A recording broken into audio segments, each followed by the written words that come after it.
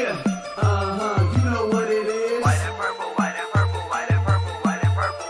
Yeah, you know what it is. White and purple, white and purple, white and purple, white and purple. Yeah, you know what it is. Collegeville High School, champions. Yeah, screaming that's us. And when we on top, boy, quit fussing. All around my town, everything is white and purple, white and purple, white and purple, white and purple. We shut it down for the school and the sports team. White and purple, white and purple, white and purple, white and purple. Purple and white, but you know what I mean. Double 11 senior year made history. Football, we took it to the playoffs. Collegeville, white and purple, yeah, we are the K-House. I said the K-House, the school of champions. We laugh a lot, we rap a lot. I'm asked to be an Indian again. I'm telling them that Collegeville is where it's at. So when we on the field of court, they better be aware of that. They scared of that. Of course, look at the ceiling. What up, Mr. Floyd? Yeah, it's Collegeville. And yes, I'm glad to say that I'm a K-Hawk. I'm about to graduate. Yeah, you know what it is. Collegeville High School, champions. Yeah, screaming that's us. And when we on top, boy, quit fussing. All around my town, everything is white and purple, white and purple, white and purple, white and purple. We shut it down for the school and the sports team. White and purple, white and purple, white and purple, white and purple. White and purple, yeah, I know you see it. You see the chaos and you tell yourself you wanna be it. I go to CHS, so I am a champ. I ran this game so long, I'm starting to get a stomach cramp. Class of 1 and 2, but we're number 1. Shout out to all my juniors, yeah, you know we get it done. White and purple, you already know. It's little easy peasy and that boy lay low. Yeah, you know what it is. Collegeville High School, champions. Yeah, screaming that's us. And when we on top, boy, quit fussing. All around my town, everything is white and purple, white and purple, white and purple, white and purple. We shut it down for the school and the sports team. White and purple, white and purple, white and purple, white and purple. I'm about my white and purple. Scarface and DJ Screw. We on the peak of the mountain, best at what we do. Yeah, we the champs, homie, but we ain't selling shoes. These boys bleeding purple, call us the cheapin' crew. They don't gotta do it big, cause I don't play with sports. I play my cards right. Now a good report. When Dub 12 comes, it's time to roll off. I'm in the back cause everybody rolling with me. K-Hawks. Yeah, you know what it is. Look, all the freshmen, all the fresh sophomores, High school champions. yeah, they know what it is. All around my town, everything is White and purple, white and purple, white and purple, white and purple. we shut it down for the school and the sports team. White and purple, white and purple, white and purple, white and purple. Yeah, you know what it is. Collegeville High School, champions. Yeah, screaming that's us. And when we on top, boy, quit fussing. All around my town, everything is white and purple, white and purple, white and purple, white and purple. We shut it down for the school and the sports team. White and purple, white and purple, white and purple, white and purple.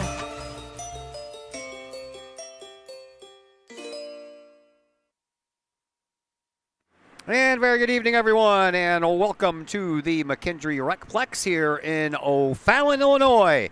I am Todd Duke, and we're about ready to bring you some hockey, some fun stuff.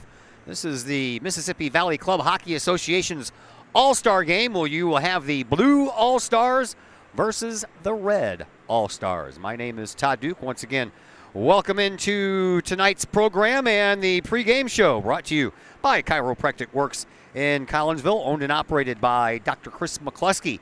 He and his crew are focused on helping as many people as possible live high-quality lives all through chiropractic care and wellness. You can visit Dr. McCluskey at Chiropractic Works in Collinsville at 410 Regency Center. That is just off of the Beltline Road in Collinsville. Give them a call at 618-343-3602 or online at chiropracticworkscollinsville.com. And again, my name is Todd Duke, and joining us on the other headset is Preston Tillman. Preston is a senior forward on this year's K-Hawk hockey team. Good evening there, Preston. Hi, thanks for having me. How are you? I'm doing good, living the dream. Living the dream? If you were living the real dream, man, you'd be down there playing. Yeah, well, I love commentating and I love hockey, so, just being here is so much fun. Yeah, I know. We were talking before we went on the air, and I was at last year's game at the ice rink there in Alton, and so were you, taking in all the fun and festivities. Give me your thoughts on what you watched last year. Last year it was a lot of fun, lots of playing long hockey. So there was the skills competition in between each intermission. Those were great. The atmosphere here, they turn the lights down. It's so much fun. You remember who won? No, I do not. See, I was trying to think of that on the way here, man. I'm like, I only do like 140 games a year, so trying to remember each and every outcome of all these contests is a little bit hard. Now, we were talking, you started your hockey journey a little late in life, so you didn't get to participate in any of these, either on the varsity level or on the JV level, but you have friends that do. Tell me what they talk about after one of these is over with. I have 4 of my teammates on the roster this year. They're all excited. They're down there hanging out with all the other teams. This is just a good time for all the teams to come together and enjoy what hockey is all about. It is. It's very cool. Red team versus the blue team. Collinsville will be taking place on the red team, and as Preston mentioned here, we have 4 players from Collinsville on this roster. Eric Denny, who usually, by the way, wears number 22, but that is being taken by Miles Windmiller out of Alton because he's a senior and Eric is a sophomore, so he has to give up number 22, and he'll be wearing number 77 tonight. The Bennett boys are here, both Andy and Glenn. Glenn, of course, a defenseman. Andy is a forward, and the team leader in goals this year for Collinsville, Tanner Bettis, will also be out on the ice for Collinsville, and we'll let you hear the opening festivities and the PA announcer. Hopefully the PA announcer is loud enough. They're not usually very loud here, and hopefully we'll be able to hear them. If not, we'll have to turn it down, and we'll do it myself. All right, and also, as Preston mentioned, there is a skills competition in between the first intermission and the second intermission. The first intermission's skills competition will, both of them, by the way, will take place after the Zamboni goes out and cleans up the ice again after each period. So a night of hockey during the All-Star game is a little bit longer than your typical Mississippi Valley Club Hockey Association game. Normally,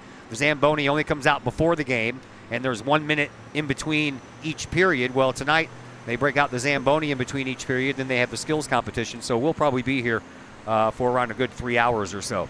So the first intermission skills format is going to be the rapid fire. That'll include 2 skaters per team and every goalie on the team. Each team, by the way, has 3 goalies.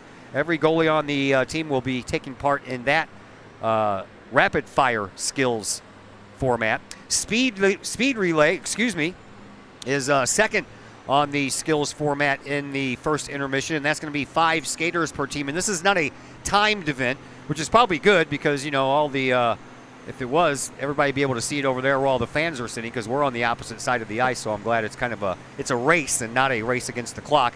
And then you have the 3-on-0 relay that also includes all of the goalies.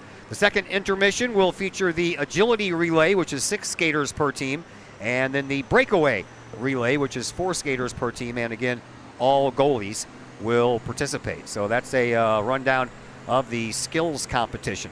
We will take our first break, and when we come back, we'll talk a little bit about who's making up all these teams, the red team, the blue team, their coaches, how many from each team, and how many juniors, seniors, sophomores, and all that stuff we got taking place in this competition tonight, and we'll do that after our first time out here on the Chiropractic Works pregame show on the K-Hawk Sports Network.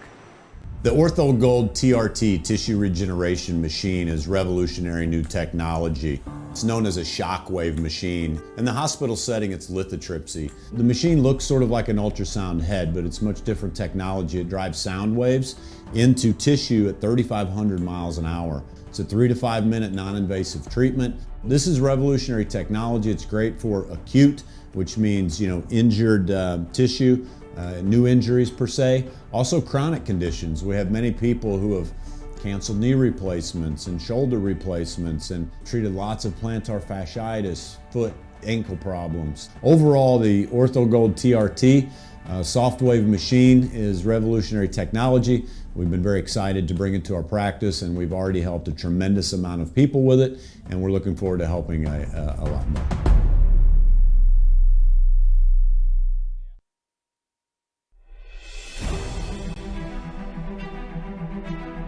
At Visionary Wealth Advisors, we empower you to see your future.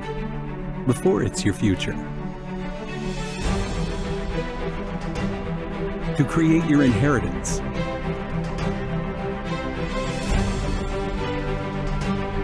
To build your vision. To anticipate the known and unknown. And to find potential in both. And build new dawns. Visionary Wealth Advisors. Visit Brad Keene at his Collinsville office at 106 North Clinton or call 618-467-8420. Do you have a big land improvement project that requires some outside help? Call Petroff Trucking Company. The Petroff Companies have been shaping the metro area since 1975. Family owned and operated, Petroff Trucking Company can do the job and do it right. Hauling, excavating, and grading, they do that and more. Petroff Companies also has roll-off dumpster rentals. They also specialize in dirt and rock sales. Petroff Trucking Company can help you develop your land for your needs. Petroff Trucking Company. Check out their website, petrofftrucking.com, or give them a call, 618-797-6100. Petroff Trucking Company, shaping the metro area since 1975. My name is Rayshawn Taylor, collegiate basketball player at SIUE. At the end of January, I had an ACL injury. I've been searching for ways to come back as best as I can after the construction. Dr. Chris introduced me to the Shockwave machine. I'm gonna be honest, at first I was kind of scared because I didn't want it to shock me and hurt me too bad.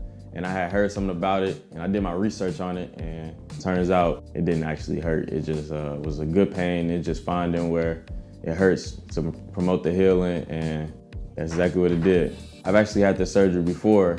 This time I feel like I'm back on my feet quicker, much faster. I'm much stronger than I was up to this point last time.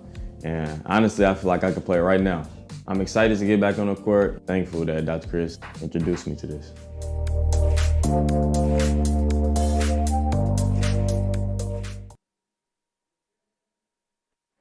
And we once again welcome you back to the McKendree Recplex here in O'Fallon as we are ready almost for introductions here. They've turned the lights down. You got some lasers flying around too, so that's kind of cool.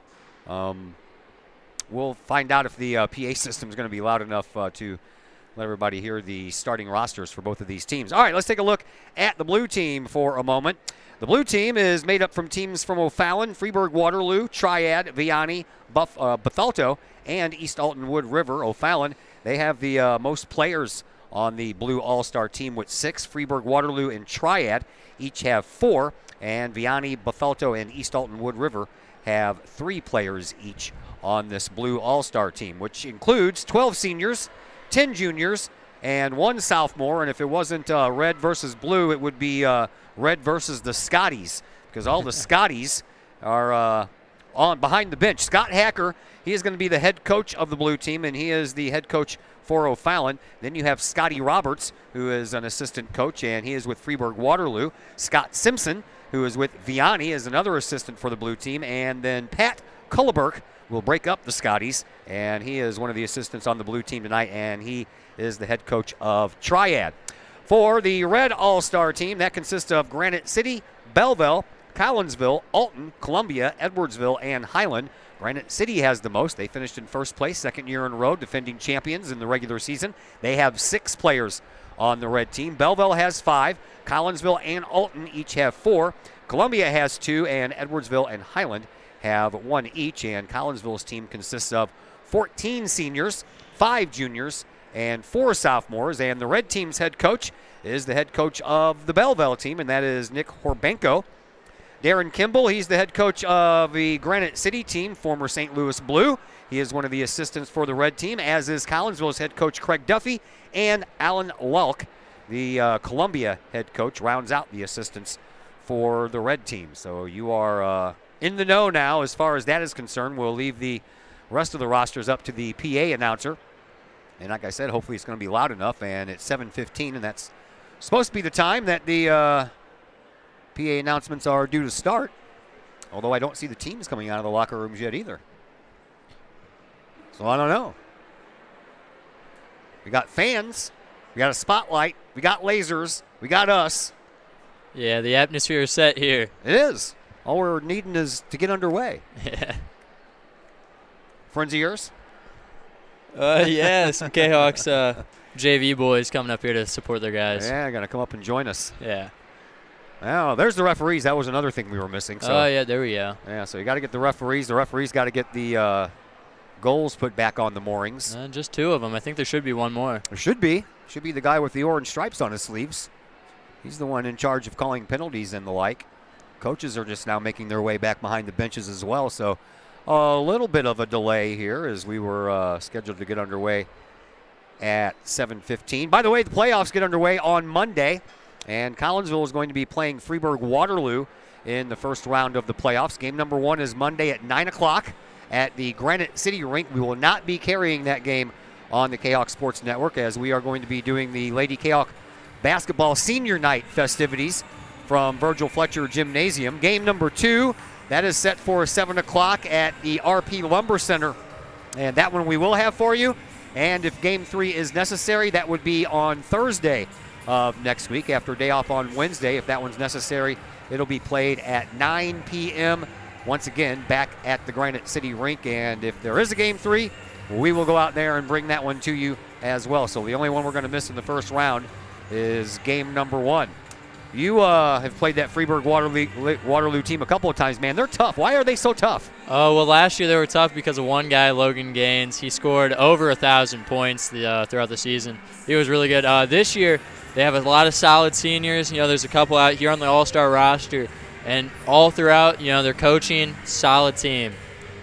Yeah, they were, I believe, if my memory serves me correct, they were in the championship last year and lost to Granite City. Yeah, I think it went to Game 3, though. So. Yep. Yeah, they don't mess around. You guys tied them earlier in the year 5-5, so that wasn't a bad outcome. The only problem is I think you had to turn around and play them a week later. Yeah, with our team, we build our momentum, and we have our games when we're here and we're not. So when we find them in the playoffs, we'll be there. All right. The referees are now putting the goals in their proper places, and then we should be underway here shortly. I don't know why they turned the lights back on. Yeah. Kind of killed the whole mood. Maybe the referees needed the lights to put the goal back on the moorings. I don't know. Well, they do say referees are blind. They do say that, don't they? 3 blind mice. They say it for a reason. So I tell you what we'll do. We'll go ahead and take another break, and we'll come back here in just a moment. Hopefully things will get underway. Back in a second here on the K-Hawk Sports Network. Hi, Purple and White fans. This is Dan Mode, class of 1989. I'm with New American Funding. Myself and New American Funding are proud sponsors of K-Hawk Athletics. As we have great coaches at CHS on all the courts, fields, and tracks, we like to coach you through the home buying process and refinance process. If there's ever anything we can do, I can be reached at 618-973-5343 or www.danmodeloans.com. Let's support our student athletes at CHS. They deserve the best. Thank you for your time, and go K-Hawks.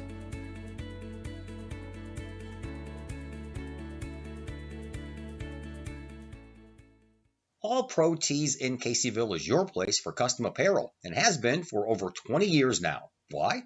All Pro Tees can handle any size project, big or small, and they specialize in large group orders. At All Pro Tees, quality is number 1 on their list of priorities, as is evident by their excellent customer service. Did we mention All Pro Tees has over 20 years of experience? They can even help with fundraisers and event merchandising for your group. So for all of your apparel needs, for civic groups, sports teams, business outings, or even a family reunion, your apparel needs stop at All Pro Tees. All Pro Tees in Caseyville, right across the street from K-Hawk Stadium. Online at allprotees.com or on Facebook at All Pro Tees. Or call All Pro Tees at 344-2200. Plumbing or electrical problems? Is your AC or heater on the fritz? There are dozens of companies out there, but do you really know who you're letting in your home? Trust Tiger. Our technicians are clean-cut, drug-free, and background-checked. What other company can make this bold statement? Our 24-hour emergency service will ensure your plumbing, heating, AC, and electric are up and running no matter what time of day it is. Schedule your appointment today. Tiger Plumbing, Heating, Air Conditioning, and Electrical Services. We earn our stripes every day. Pack Mail of Collinsville. Locally owned and operated by Ryan Combs, Pack Mail can ship anything, anywhere. They treat you like a neighbor because, well, you are a neighbor. Pack Mail offers shipping materials and containers, private mailboxes, as well as climate-controlled self-storage. Visit Pack Mail at 407 Beltline Road in Collinsville. Online, WeShipSt.Louis.com or call Pack Mail at 346-4884. Old Herald Brewery and Distillery in Collinsville produces their own spirits and beer on site, right at the restaurant. Pair that with some of the most unique menu items around the entire metro area, and you can see why they are such a hit. They can handle you and your family, or they can handle you and your group.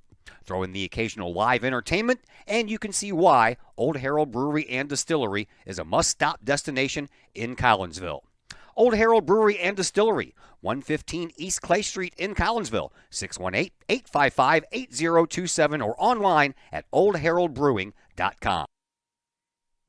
Collinsville High School alumni Stacy Lauenstein, CHS class of 91, Lisa Bassetto, Sarah Sulke, and Tracy Limp, CHS class of 94, Tony Geisen, CHS class of 96, and Kevin Robinson, CHS class of 99, want to wish all of our K-Hawks a great year. We look forward to cheering you on and supporting you. Work hard on the court and the field, as well as in the classroom. Remember, once a K-Hawk, always a K-Hawk. Hashtag K-Hawk Family.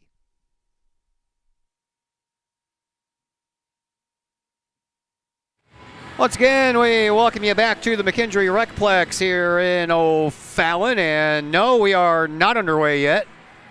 And as you can see on the screen there, it looks like each team has got to get together for a team picture first. So they pretty much could have told me that this game was going to be at 7:30, and I still would have been on time instead of 7:15, because now it's just a delay, and I don't really have a lot of stuff to talk about. Normally I have notes written on notes, but when it comes to the Mississippi Valley Club Hockey Association in the All-Star game, there is nowhere to look for the history of this game. So like I said, I don't even remember who won last year's game, and they don't have any of that information available on their website. So I don't know what else to do. So we'll just kind of hang here for a moment, and we'll talk a little bit of hockey. Enjoy some pictures.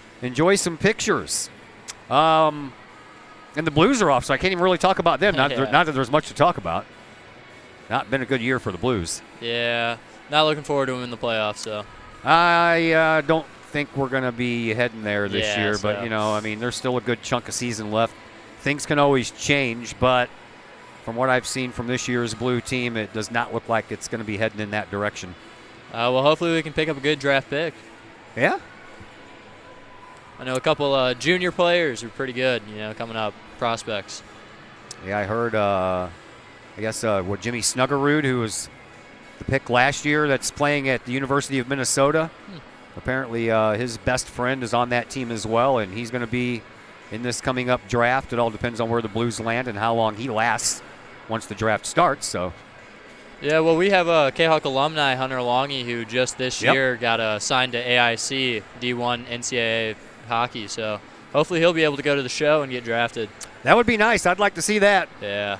I enjoyed watching him play. That's pretty much when I first started live streaming K-Hawk hockey, was when he was scoring 50 goals a year. Yeah, we played against him during the alumni game, and oh my God, is he fast. Oh, yeah. 3 strides, and he's all the way down the ice. Yeah, he was a lot of fun to watch. Yeah.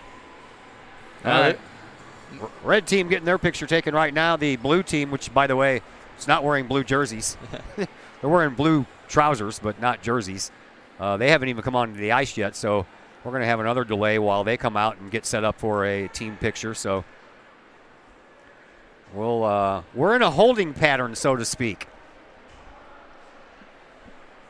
I have to make a mental note if I do this again next year that if it says 7:15, don't plan on doing it until 7:30. So the red team has their pictures taken, and the blue team will be coming out next, hopefully. They're all still standing off the ice over by the entrance gate. Now they're being waved out.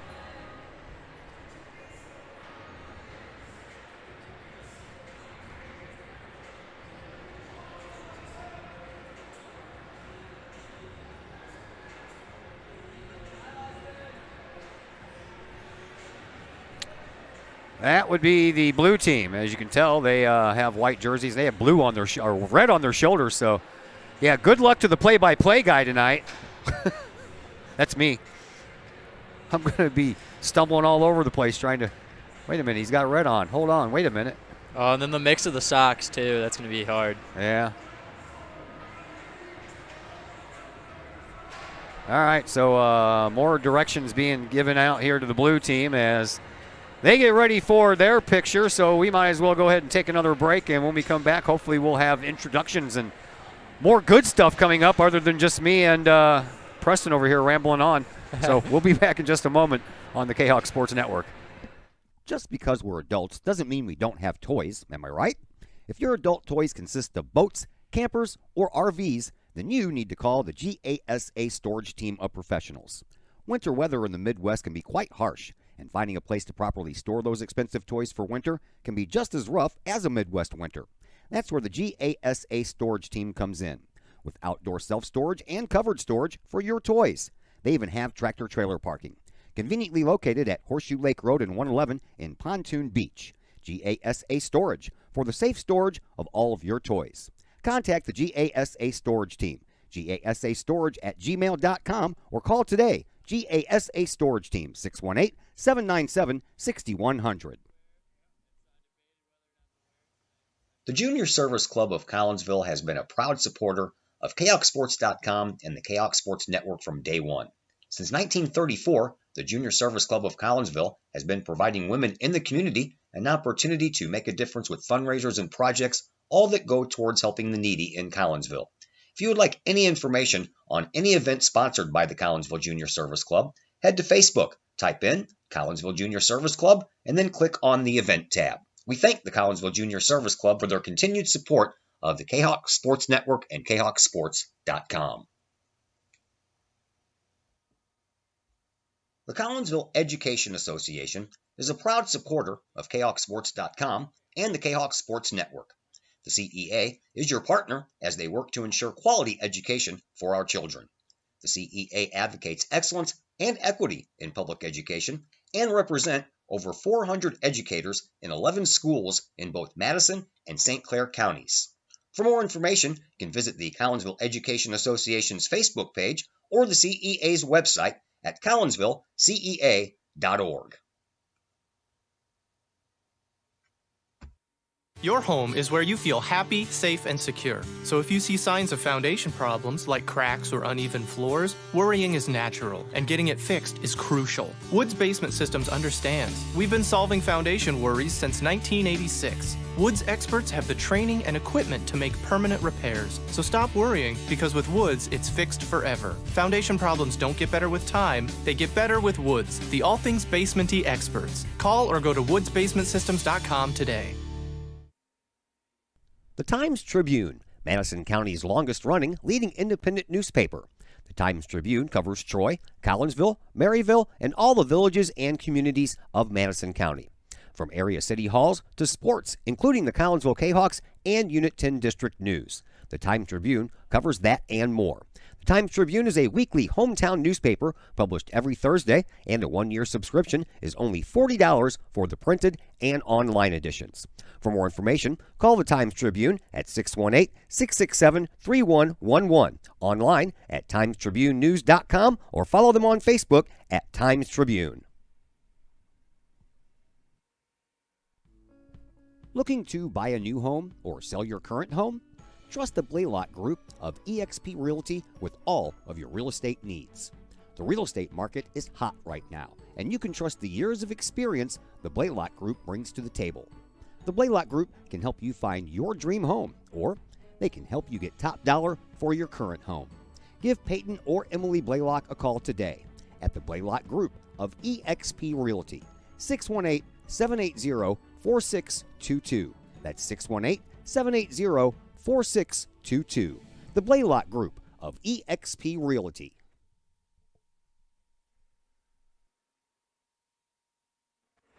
And once again, we welcome you back to the McKendree Recplex here in O'Fallon. The blue team's pictures are over. Lights are starting to go down. And it looks like we may get things started. And my clock says it's exactly 7:30.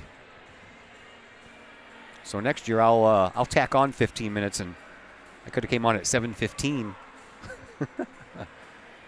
It's all about fun anyway.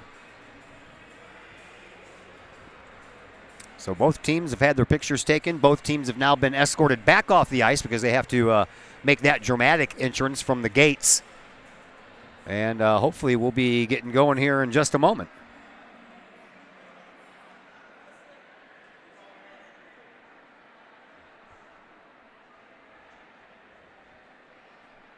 Since we have a moment, might as well remind you that tomorrow we'll be bringing you some boys basketball action. Collinsville taking on East St. Louis. That will be at the old Belleville Township High School, which was just formerly the Lindenwood Belleville campus. But Lindenwood no longer has occupation of that building.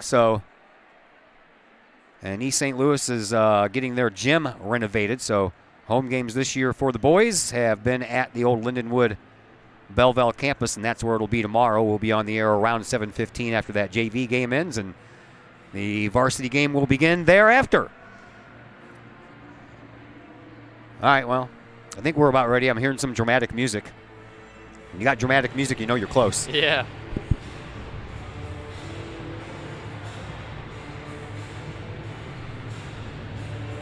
Still don't see anybody down there with a microphone in their hand. We got both teams lined up on either side. So. Yeah. Oh, there's a guy with the microphone in his hand. He's got to have enough light to see his sheet, doesn't he? Yeah.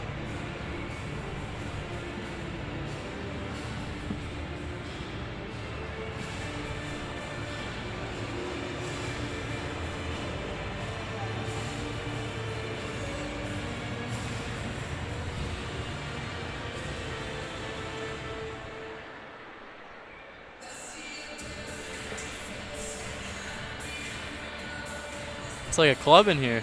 Yeah.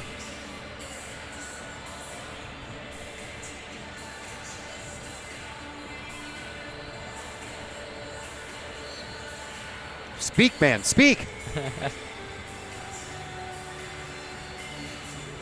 That's how I think you might need to take his job.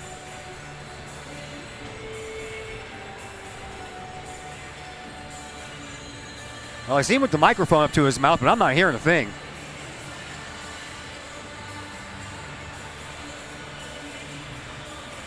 The one guy down here in the suit's already told him to go ahead twice. Now he's on his phone. That can't be good. That's Coach Pat Colbrook from Triad.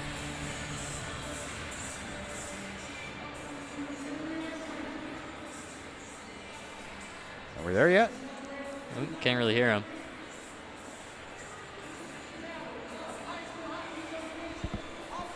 No.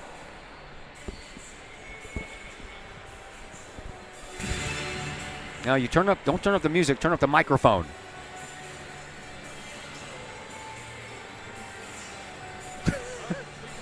We're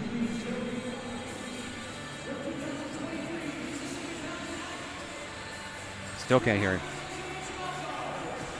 It's just kind of fun watching because we're right above where the control booth is, right in between both penalty boxes, and yeah, I don't know what's coming from the speakers or from my headphones, so I don't know.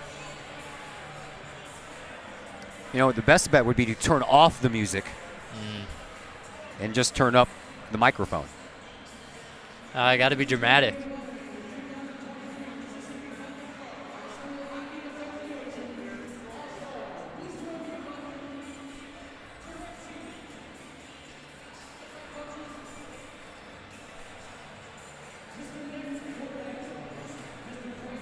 All right, well. Got a spotlight on the ice. Well, I guess the fans over there heard him because they're clapping.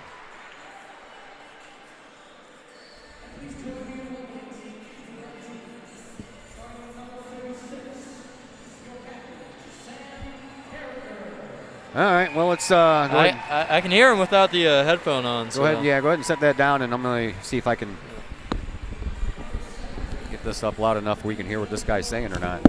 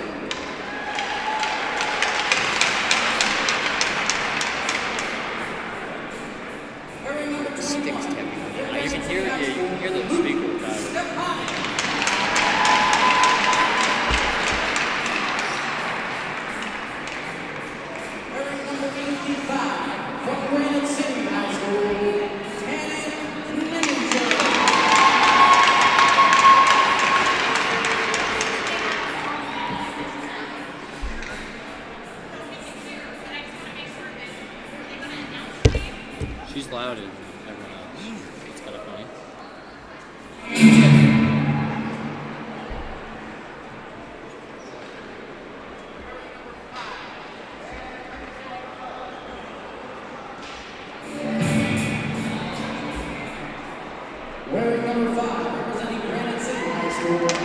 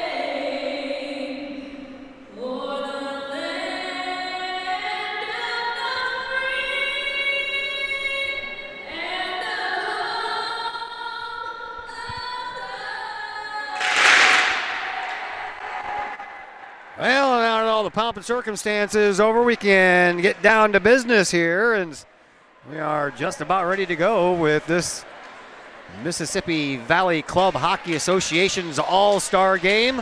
23 players on each roster, so that takes a while to get through the introductions when normally you just have to go through the starting five and the starting goalies. So we are just about ready to go as soon as we know who the goalies are. There's 3 on each team, so each one will get a period. And as soon as we know which ones are going to be starting, which is probably the ones with the helmets on, I'll try to let you know what's going on as far as those stats are concerned. They're looking like Garrett Werner from Belleville going to get the start. I don't know. He was skating that way. I think they're doing warm-ups now. Yeah, they are. So while we are doing some warm-ups, let's go through some of the stats that we have for you. And we will begin with the blue team. As far as all these All-Stars are concerned, the one with the most goals is Zeph Jordan of O'Fallon. He comes in having scored 26 goals. He also has 15 assists, and that equals 41 points, and that is the most points for any member of the Blue All-Star team. The one with the most assists, that would be Andrew Winkler of O'Fallon. He has 18, and the most penalty minutes, that is Connor Blair from Freeburg-Waterloo. He has 53 penalty minutes. Over on the red side, Sam Carricker leads in most of those categories. Sam has 31 goals, 21 assists, good for 52 points. The 31 goals and the 52 assists, number one on the red team, and the assists, 52 points. The assist that he has, 21, that also ties him with Ethan Keenel of Granite City. And the leader in penalty minutes for the red team, none other than Andy Bennett of your Collinsville K-Hawks. How about that? I wouldn't expect Andy would be the one of these groups of guys that would lead in penalty minutes, but there he is. He doesn't seem like that kind of a guy who stirs up trouble, but 44 penalty minutes, that's quite a lot. Well, all throughout the season we've been working on keeping out of the box, and I guess he's gotten the memo there. Everybody except Andy's been working on keeping it out of the box, yeah. All right, so that's a look at some of your stats that we have here. Oh, right behind, not far behind Sam Carricker is Tanner Bettis. Bettis has 29 goals on the year. Andy Bennett a little farther behind him at 24, and Eric Denny has 20. So 3 Collinsville players that are on this All-Star roster have 20 goals or more, and the only other person besides Sam Carricker that can say that is Nathan Young of Belleville, who comes in with exactly 20. And one of the other stats caught my eye just because of the longevity of it. Where'd that kid go? Oh, yeah, it's Braden Ritchie from Freeburg-Waterloo. He's got 10 goals, 10 assists, 20 points, but 2 penalty minutes. We got a couple of players that have gone through the whole season without any penalties whatsoever.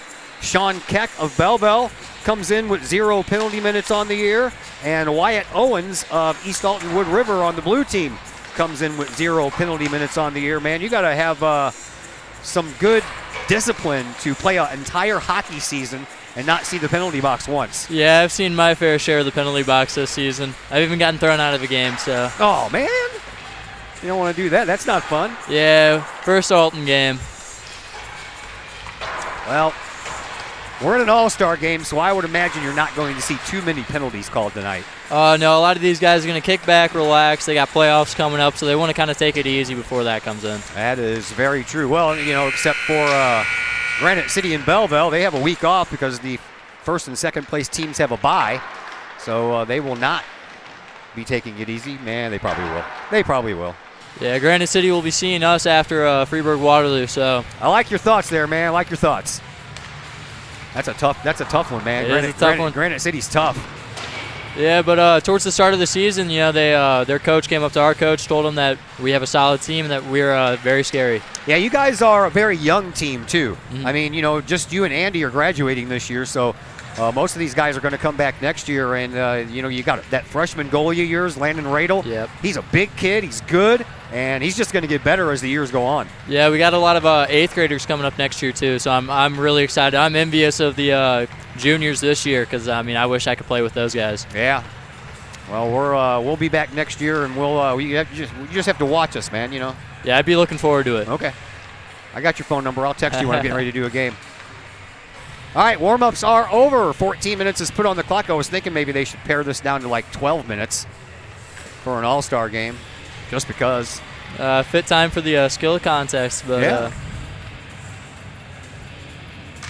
So I guess I'm guessing the coaches know who their starting 6 would be on the ice, but they're keeping that pretty close to the vest because they don't announce the starters like they normally do before a game. And you're right, we still only have 2 referees. I wouldn't be surprised if they announce them right after this now. Yeah. Maybe.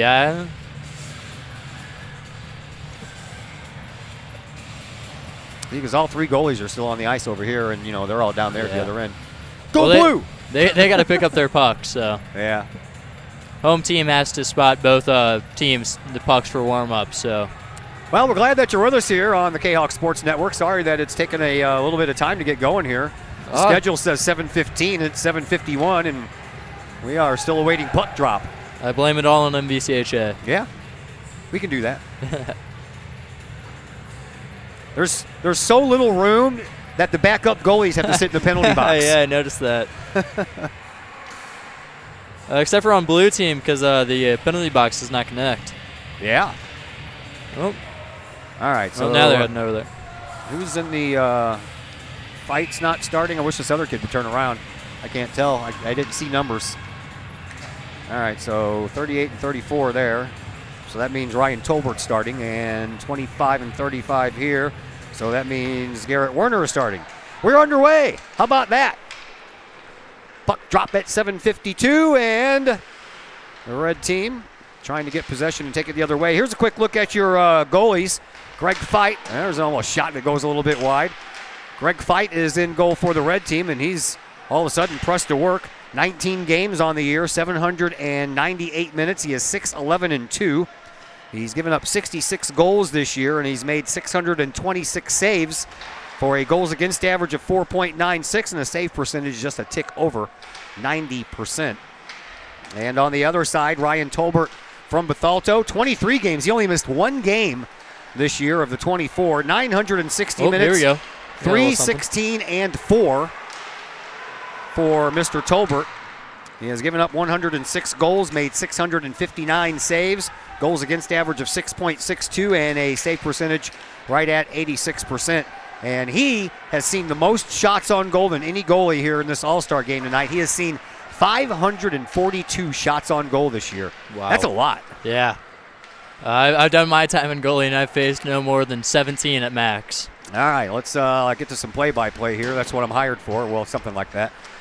Blue team, they have control of the puck in their offensive zone. They'll send it back to the blue line, and they'll keep it going on the offensive side of things. A shot toward the goal and a save over there by Garrett Werner.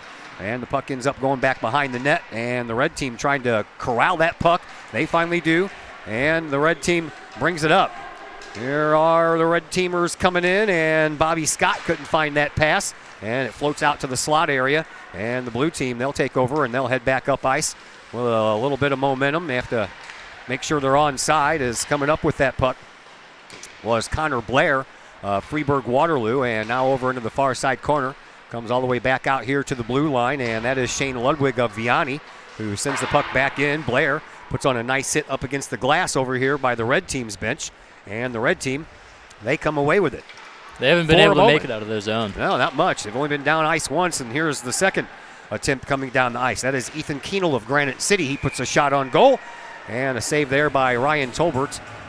And that is how the first couple of minutes get started here in this All-Star game. 12:41 to go in this first period. No score.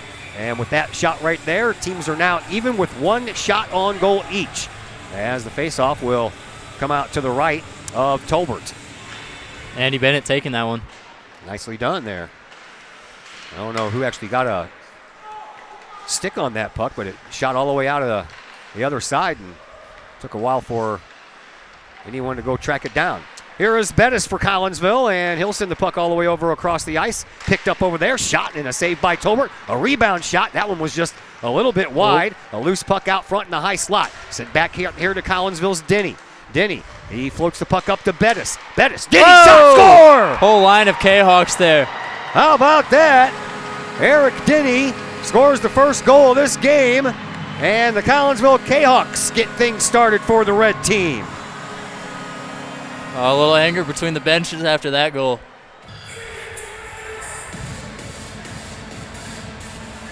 $12:10 left to play here in period number one.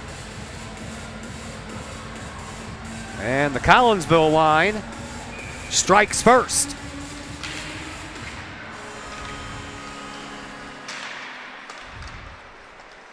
Jeffries gets it for the blue team and sends it out, barely though. Comes up to Paris, and Paris has to do a little shifty moving back and forth there to get that puck into the zone. It's picked up by the red team, though, and here they come again. Tanner Bettis again. He's got some speed. Oh, throws a great pass into the high slot. No one was there. Yeah, too bad Rhines was the only one there, and Rhines plays for the blue team.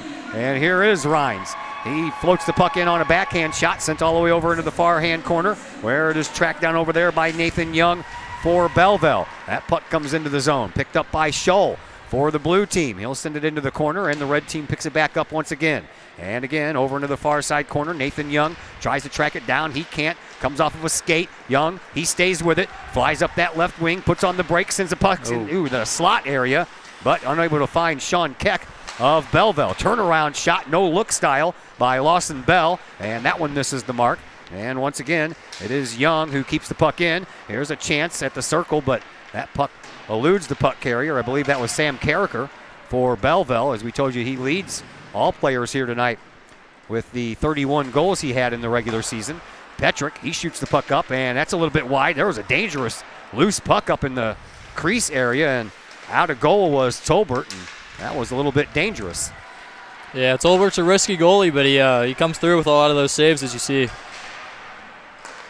Out to the neutral zone it goes, across the McKendree Bearcats logo, picked up by the red team, and they are on offense once again. Took them a minute to get going, but once they did, they got a goal. Here is Sam Carricker. Carricker over in the corner gets taken off of the puck, and the red team still managing to stay with it. That is until Kyle Settles of O'Fallon comes up with the puck. Settles, he's across the blue line, cuts toward the slot, puts a shot on goal, and a save over there by Garrett Warner, and Warner having a hard time trapping that puck to draw the whistle, but he finally does, and that stops the clock with 10:06 left to play here in this opening period. Yeah, that was an aggressive save. O'Fallon player was coming in really fast, and Warner, he's a good goalie. So, face off to the left of Tolbert. There was a trip, no call. Yeah. I'm telling you, they're not going to call him any penalties. Yeah, this is a laid-back game. Yeah, it is. It's an exhibition game, and I think everybody knows that, including the guys out there playing. But that doesn't mean that once that adrenaline starts going, you don't give it all you got. There's a wraparound shot, and the puck comes off of its or the net comes off of its mooring. So that'll draw the whistle, and the referee will have to rectify that situation. 1-0. Yeah, we only have two referees, and none of them wearing the orange armband. So I guess they figure it's an all-star game. We don't need to break out the A team of the referees, right? Yeah, I guess not. But there's a lot of tension between these teams, so yeah. I would expect anything. Settle shoots the puck, and that is off of the ankle of Miles Windmiller of Alton. Those ones hurt. Yeah, and also could hurt the goalie, too, because it could have came off the wrong way. Oh, went for the Michigan there. And behind the net it goes, and out toward the blue line, but the blue team keeps it in. A little backhander by Smith. Keeps the puck down into this near side elbow, and up against the dasher boards. The red team takes over, but it hits a pair of skates, and then it floats to the neutral zone. Smith, he'll back it up to the defense, and Blair, he'll send it over to the other side. Blue team on the move once again. 9:10 left to play here in this opening period. Shot and a save by Werner, and another loose puck. That one's in, and put in over on the far side post. And the blue team is on the board. 1-1.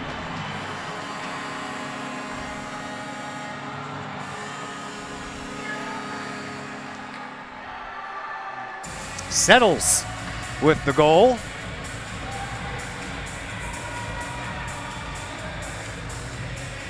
Kyle Settles of O'Fallon ties this thing up at 1-1. Looks like we got Andy Bennett out here, so now it's time to watch. Here's a goal. There we go. Here comes Bennett. He almost had an open lane, but that was poked away at the last second. Now, there you go. There you go. Right in front. I called it. Bennett, I called it. You sure did. Collinsville has 2 goals here in this first period. Both goals scored by Collinsville players. That's big to see. And that comes just 13 seconds after the goal by the blue team to tie this thing up. Oh, no, Red's in front. I didn't even, Red, sorry. I didn't even have enough time to change the score. I was busy writing down who was scoring goals. 2-1 in favor of the red team. We have 8:40 left to play here in this first period. Red team with the lead, and they have the puck. Taking it around his own net is Ethan Keenel. Keenel sends the puck all the way up onto the stick of Colton Thompson. Thompson, he races up that far side dasher board area and up into the corner. And he gets a little pressure from behind by Dylan Sedlak of Triad. But the red team, they stay with it, come away from the boards with it. Now looking for a little bit of help, and not going to find it. The puck comes out. Here's a chance for the blue team on a bit of a breakaway, but getting his stick in there was Bobby Scott of Granite City. Nicely done. And the puck comes all the way out to the blue line. Red team, they pick it up. Bobby Scott sends it into the zone, carries it into the zone. Scott leaves it back for Tanner Bettis. Bettis overskated the puck, has to go play a little chase. He does so. back behind the opponent's net. Comes around to the circle, sends it out to the blue line to Glenn Bennett. Now back over to Bettis, and he shoots. Oh. That one hits the side of the net. That was close, but no cigar. You think those ones are in. I know. When you see that net pop, yep. Oh, good interception in the middle. That's Colton Thompson from Alton, but Collinsville unable to keep it in, or excuse me, red team unable to keep it in. I'll make that mistake a couple of times tonight. I'm so used to calling Collinsville. No ice. Tanner Bettis behind the net. Bettis back behind the net once again, looking for a little bit of help. Sends it back behind the net, but the only person he found was Dylan Sedlak of Triad, and that puck ends up being popped up into the netting and comes back down. That stops the clock with 7:18 left to play here in this opening period. 2-1 in favor of the Red All-Stars. And the face-off will come out to the right of Ryan Tolbert. Won by the blue team. Picked up by Tucker Jeffries of Triad. He'll send it over here into this near side corner and onto the stick of Frank Rhines of Triad. So a couple of teammates working together there. Collinsville's had a couple of teammates working together as well. I believe that Denny got the main assist on that first goal Bettis got the assist on the goal by Denny. That's going to be an icing call. That will stop the clock with 6:51 left to play. 2-1 in favor of the Red All-Stars. Shots are even at 4 apiece.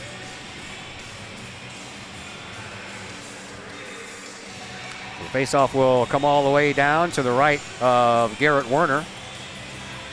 And won by the blue team, but the red team, here we go. They Tanner came Bettis up with the puck, and here comes Bettis. Comes in on that left side and shoots and scores.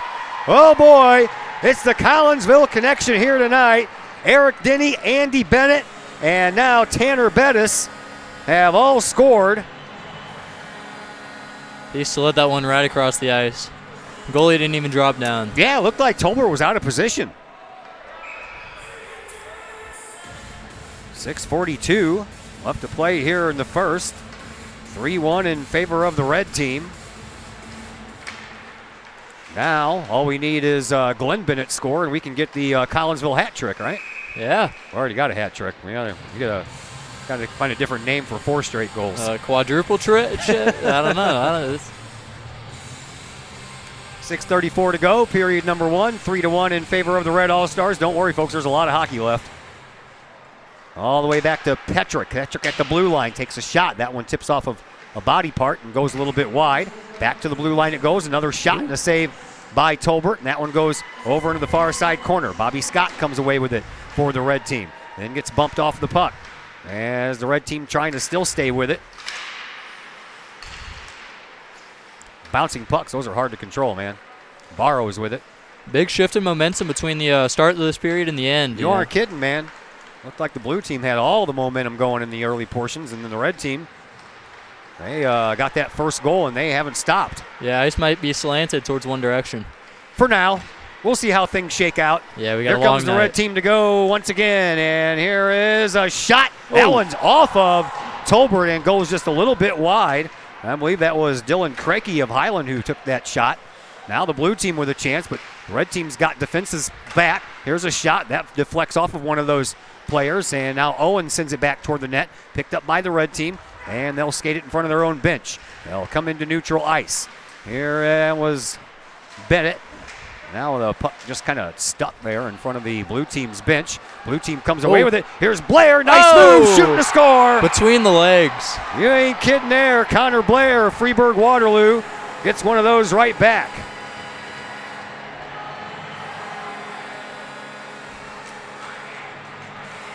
Connor Blair is going to be a real weapon for Freeburg Waterloo when we play them. Oh, I would imagine so. Yeah, he's a good player. I don't think I brought enough paper with me. I'm almost filling up a sheet of paper here in the first period with the goals. 5:16 to go here in this first period. And the faceoff comes all the way down into the blue team's defensive zone. Over into the corner it goes, picked up by Tannen Nenninger. And a shot that was blocked out by Tolbert. Rebound belongs to the red team. They'll try to center it, but that's Blair who picks it off. And then he'll have the favor returned to him as the red team picks up the puck. Here is Bobby Scott of Granite City. He'll send it back to the defense. Defense sends it up to the offense. Through the neutral zone we go. Here's Nenninger again. Nenninger with a nice pass. Oh, that's a great pass, but Scott just a little bit wide on the shot. Now a loose puck comes all the way out to the blue line, kept in by the red team, but that was only for a moment. Owens comes up with it for the blue team. Gets it over to Spezia. Now a picked off pass once again. Here is Bennett. Bennett comes in, skates through this near face-off circle. Tries to squeeze one in over on the near side post, but Tolbert was having none of that. And the blue team, they come away with the puck. They enter the neutral zone, shoot the puck down, and go to the bench for a line change. 4:10 left to play here in this opening period. 3-2 in favor of the Red All-Stars. Puck into the neutral zone. Picked up there by Colton Thompson. Thompson shot. That one goes wide as Tolbert was way out of net trying to play that one and cut off the angle. Here is Cook. Cook tries to bring it in a little closer. That puck was stolen off of his stick. Sedlak, he'll send the puck up. Giving it chase is going to be Zeph Jordan. Jordan got there first but couldn't do anything with it. And then Ethan Keenel comes up with it for the red team. Onto the stick of Sean Keck. Keck comes to the neutral zone but forgot to take the puck with him. Here is Settles. Settles comes in over on the near faceoff circle. Centers one right in front. Was Andrew Winkler, and there's another shot. And another shot. Just in time. Garrett Werner got over there and threw up the blocker. Shot from the high slot. That one's good. And Zeth Jordan evens things out, and we are tied at 3 each. Yeah, that was a nice snipe. Garrett Warner, though, give him props for those first 3 saves, man. That was huge. Warner, man, he threw up that blocker, and whoo! And he threw it up there just in time. 3:20 left to play here in this first period. This has been a fun first period. Yeah, 3-3. There is Settles for the blue team. Sends it up to the line and not out. Bettis keeps it in. Tanner Bettis circles back at the blue line. He forgot his lunch. Tried to thread a pass over here to Cook, but he did not hit the puck at all. Shot and a save with the glove by Garrett Warner, and he snapped that one with authority. Highway robbery.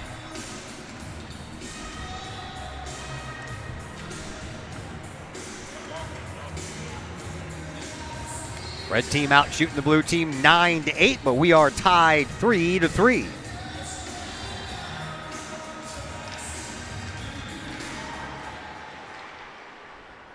Puck stays down into the offensive zone belonging to the blue team.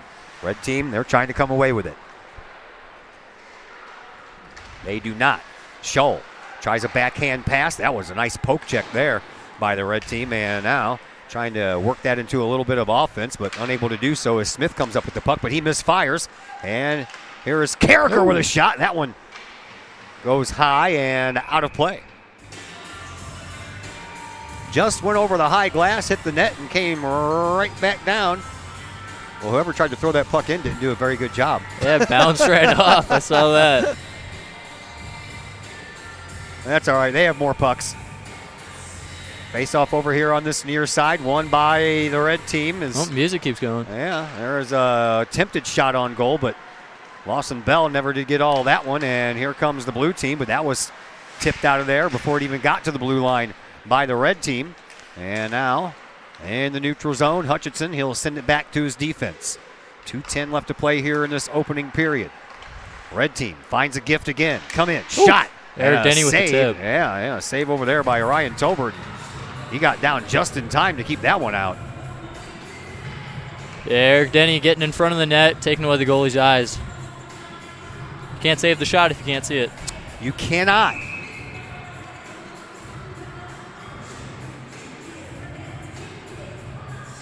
Sounds like something Wayne Gretzky would say. 100% of the shots you don't take won't go in.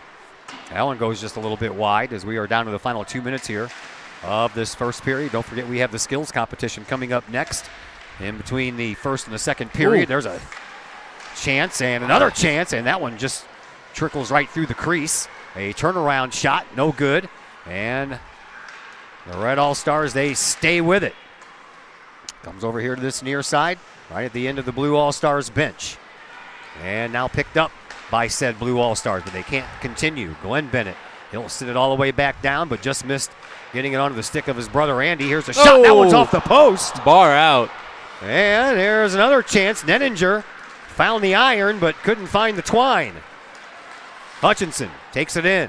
Ferguson, he ended up with the puck on his stick for a brief moment, but that moment has since expired. Well, here we go. And here is Nennington once again. He's trying to get some separation. Backhand shot, couldn't get the shot off. Good defensive try over there. Give him a penalty shot. By the blue team. Here's a shot. That one goes just a little bit wide off of the stick of Krakey and comes all the way out to the blue line. Red team trying to find that rhythm once again. They do. Here's a shot from the high slot. That one goes over the back of the net. Comes out over here onto this near side. Young trying to keep it in. He can't. Comes right in front of the penalty box area where the goalies are getting all nice and chummy. Stripes in the way. Hate it when that happens. What are these guys doing down here? A little love going on. Here, smell my glove. 30 seconds left to play here in a very entertaining first period. Here is Blair. Blair already has a goal. Trying for another one. He'll center it, but no one's there with the uniform belonging to the blue team. So Bobby Scott will bring it up with about 15 seconds left. He'll shoot it into the zone, and the blue team will try to take it over, and they have it back behind their own net. That'll come all the way out the other side. And here comes Blair once again. He comes through the neutral zone. 5 seconds left. He'll go ahead and take the shot. That one will travel a little bit wide. The red team comes up with it, and that's going to do it for period number 1. Red team out shooting the blue team 11-8. And we have a 3-3 game after 1 period of play. Time to take a timeout. Zamboni's going to come out and resurface the ice, and then we'll have a skills competition coming up here between the first and the second period. We got the rapid fire, the speed relay, and the 3-on-0 relay. All that to look forward to and more, and we'll be back to tell you all about it here in just a moment on the K-Hawk Sports Network. Lottie's Cafe, Collinsville's hidden gem. Lottie's Cafe offers food, cocktails, and gaming in a great atmosphere highlighted by fast and friendly service. Lottie's Cafe also offers a unique menu that features soups and salads, sandwiches and paninis, pizza and flatbreads, appetizers and desserts, as well as breakfast. That's right, we said breakfast. Unique breakfast items such as a breakfast stromboli, a breakfast BLT, and breakfast burritos. Lottie's also offers creative cocktails, a wine bar, the coldest beer around, and a video gaming area for those 21 and older. And don't forget the Lottie's Cafe gift certificates. Lottie's Cafe, Collinsville's hidden gem. Check them out online at lottiescafe.com, on Facebook, or in person in the Strip next to the Walmart Neighborhood Market. Or call Lottie's Cafe at 618-223-8256. Lottie's Cafe, Collinsville's hidden gem. Looking to buy a new home or sell your current home? Trust the Blaylock Group of eXp Realty with all of your real estate needs. The real estate market is hot right now, and you can trust the years of experience the Blaylock Group brings to the table. The Blaylock Group can help you find your dream home, or they can help you get top dollar for your current home. Give Peyton or Emily Blaylock a call today at the Blaylock Group of eXp Realty, 618-780-4622. That's 618-780-4622. The Blaylock Group of eXp Realty.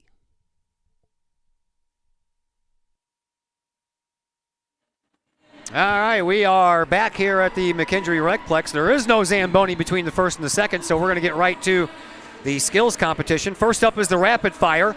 Each head coach selects 2 shooters from their team. Each shooter will have 4 pucks, and each shooter will stand angled out in front of the net, approximately 15 to 20 feet out. Pucks will then be placed in a line for the shooter to move as he shoots. On the whistle, each shooter will take alternating turns shooting on the goalie. Shots will only be taken at each whistle blow, so remember that. The shooter's objective is to make as many goals as possible. The teams will alternate shooting at each end of the ice, with each goaltender taking a turn in net. The home team has the opinion whether to shoot first or second. Scoring is as follows. The team with the most goals wins. In case of a tie, each team will pick one goalie to go to the final round. The home team has the option whether to shoot first or to shoot second. So the first competition, not sure which side they're going on first. They're set up on both ends. Well, it looks like we got 2 blue against 1 red goalie and 2 red against 1 blue goalie. I can't see numbers on anyone right now. I think that's his Winkler. That's number 8. You got Andrew Winkler of O'Fallon. Yeah, Michael Atkins in net. Okay. Shot, save. Shot and a save. Another save. Another save. Another save. There you go. Oh, there's one in. Only one. The shutout. Almost Only there. one out Almost of 8. there. Yeah, Michael Atkins, a good goalie, led Granite to the championship last year, so I'd hope you do really good in that one. I would imagine so. All right, down here at the other end. Shot, no, save, and another. That was off the post. Ooh. Left his lunchbox. Oh, well, there's a goal. And another goal. Oh. And 3 goals allowed. Ezra Ford is a sophomore, so him just making the All-Star this year is really good. Oh, yeah. All right. Now we got Wyatt going in goal. That would be Gerald Wyatt, or Myatt, excuse me, of East Alton Wood River. Oh, they went out. And we have over here, I'm going to guess Greg Fight. Greg Fight, yeah. Yeah. From Alton. Here is Winkler again shooting. So it's the same shooters? Yeah, I don't know why they didn't switch either. So much for hearing that whistle, because I'm not hearing any whistle. These guys are just going at it. That's Ludwig over on the far side. Shane Ludwig of Vianney. Well, it wouldn't really be rapid fire if they had to wait. True. Well, there's a goal. Krakey. And this against Myatt. 1 goal in, and last shot, only 1 goal in that time. Gerald Myatt last year made the MVCHA record for most saves in a game against us.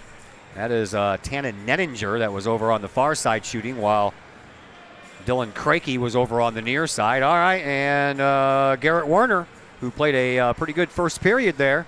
He's in goal now. First shot save.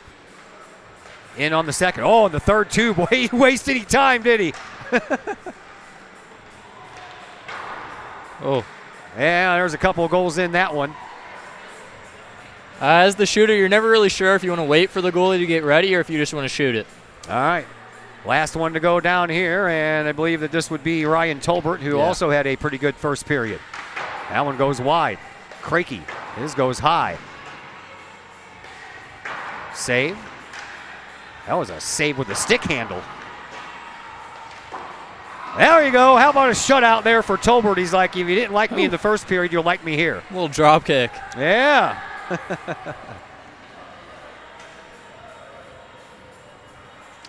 All right. Next up is the speed relay. Each head coach selects 5 skaters from their team.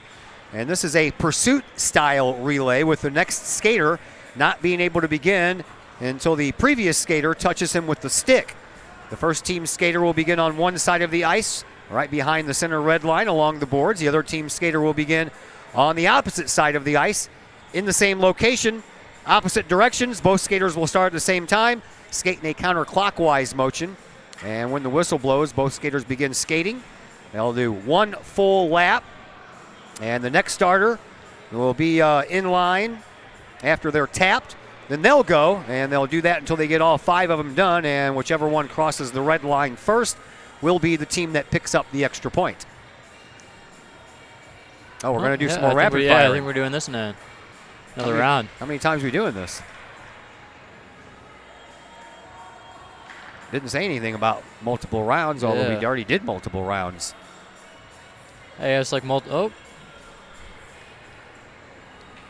Coach Pat Coolbrick coming out here and yelling at the players, I guess. I think he's just trying to give them some direction, but I'm not sure why we're doing this all over again. Yeah, they're setting up down the other end as well. Maybe Michael's next, and they just want to give him some more warm-up. Oh, that one's off the post. 1 puck went in on that particular round. And now we switch over to the other side, and this is Ryan Tolbert once again. This is weird. It is. That one went in. It bounced off of Tolbert and then went behind him. That's the second one in and the third one in. So Tolbert, who got the shutout the first time, allowed 3 this time.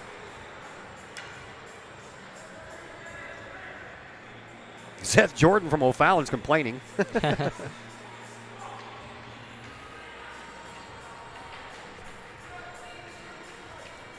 What are we doing now? So do they have to do Because that was round 4. There's only 3 goalies, so I don't know why they had to do 4 rounds. Yeah, and Tolbert went twice in a row there, so.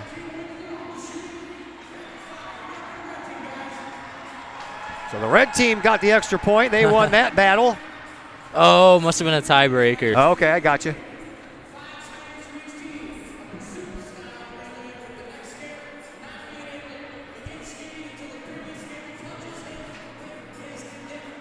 So the red team picks up a point in the first skills competition. Now it is time for the speed relay. Hopefully here we'll see some K-Hawks. Yeah. I think they're going to do this. They do 3 rounds of this also. 5 skaters per team. All right, this is how they score. The team that crosses their respective side of the center red line first gets a point or a goal. In case of a tie, each team will select 1 skater, and it must be one of the 5 that are getting ready to do this. Then they'll go head-to-head, and whatever one wins that one, that team will then be determined the winner. So we'll see who we got going on here.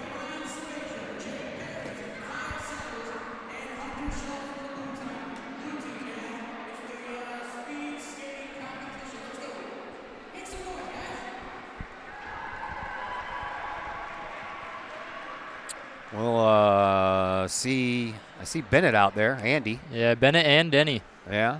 Oh, I know Denny's fast. So is Tanner Bettis. Doesn't look like he's out here though. For no, this. I don't see him out there.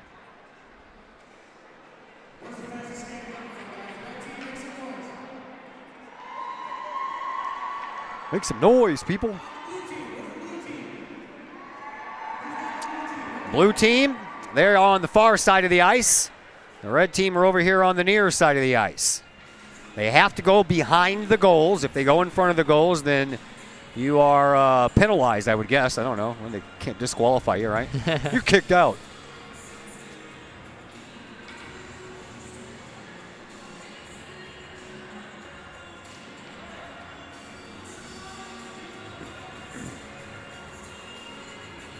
So this is not a race against the clock. This is a race from one team against the next team. 5 guys will go. The referees aren't out here. That's probably why we don't have a whistle. Yeah. There we go. There's the buzzer sounds. How about that? All right, that is Sam Cook for Edwardsville. Oh, takes a slide. Well, sometimes those things happen. And for the blue team, it is Andrew Boren of Vianney. And right now, Boren crosses the red line first. His teammate takes off. And here is Bennett, Andy Bennett for Collinsville. That's going to be close. He beats him across the red line. He's against Spezia. Ryan. Well, Bennett tags up. Who's that? That Ryan Foster. Ryan Foster for Columbia. Oh, he's got a lot of room. He's got a big-time lead on Paris. Eric Denny, down to him. Paris for Triad. And here is Denny. You know, Denny, once he gets going, he can get going quickly. And yeah, this one's going to be won by the red team. That's for sure. I know Settles is fast, but he can't make up that kind of ground, but he made up some, didn't he? All right, last skaters. Here is Ethan Keno for Granite City. All or nothing. And he'll cross the red line first. Coming around right now is Scholl. That is Hunter Scholl for O'Fallon. And slides in. Slides in, safe at home. And the red team will win the speed relay. At least that round. I don't know. Are they going to have another round? I think it's just one, isn't it? Well, I don't think there's a tiebreaker, so. Yeah. Yeah, I think the red team won. All right, so the red team has picked up the rapid fire win and the speed relay win. And now it is the 3-on-0 challenge. Each coach selects 3 skaters from their team. Same 3 skaters will be executing the 3-on-0 offensive attacks against each goalie from the other team. The 3 skaters will begin from within the center ice face-off circle. At the buzzer, one player will begin skating with the puck. The 3 players will enter the offensive zone while staying onside and will execute a 3-on-0 offensive attack against the goalie. All 3 players must have had puck possession at least once before a shot may be taken on goal. Goals scored on rebound shots will not be counted. There are a couple of exceptions for counted goals. Shots that go off a post or a crossbar into the net will count. Shots that bounce off the post or the crossbar and off the goalie into the net will count. And shots that the goalie kicks or pushes into the net will also count.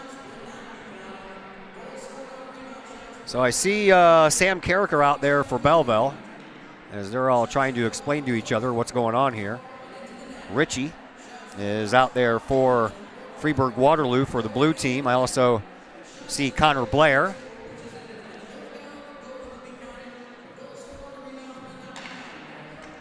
Sean Keck for the red team.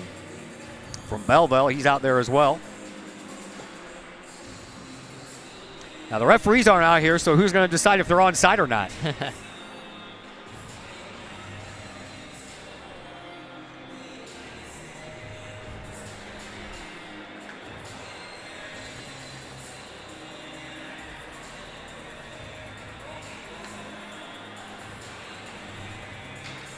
Well, each team has a goalie already in net. We're going to do this one side at a time, right? They're not going to do this. Okay, here we go. I'd see, I figure. So the blue team will go first. Any day now. Yeah, they're trying to talk strategy, man. All right, here we go. Blair, offside or onside. All 3 have touched the puck so far. And a shot in. So the blue team has a goal. Here comes attempt number 2. Over to Richie. Over to Blair. Blair shoots and scores. Bar down.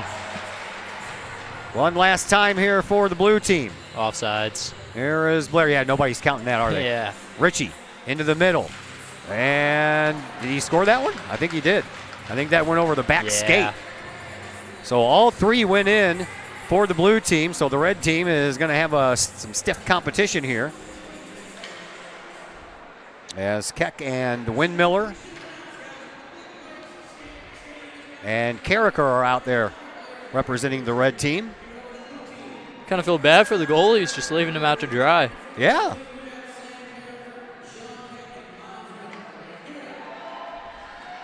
All right. Red team's underway. They come in. Backhand shot, good. I didn't even see that pass. Gerald Myatt of East Alton Wood River, he is in goal. Here is Keck. Keck over to Carricker. Carricker back, score. Oh, that one just goes wide. Yeah, that's a miss. You can't. Once you shoot it, you got to come back. Yeah, we're still playing. They're going to keep on going until they score, aren't they? There we go, guys. That one doesn't count. Oh. All right, one last try here for the red team. They got one, and even if they make this one, the blue team's going to have a 1-goal lead. In front, shot and a score. That was pretty nice looking there by Sam Carricker. And I do believe we're going to have another round of this. So yeah, same teams. Blair and Rhines and company come back out. They will switch goalies, though. Michael Atkins in net. And here comes attempt number 2 for the red team. Oh, that was a nice little backhand feed there and shoved home by Frank Rhines. Here's Blair once again, leaves it for Rhines. Over on the other side, and there's a wide open net, and Rhines just waited out. Sent that one right underneath the outstretched pad.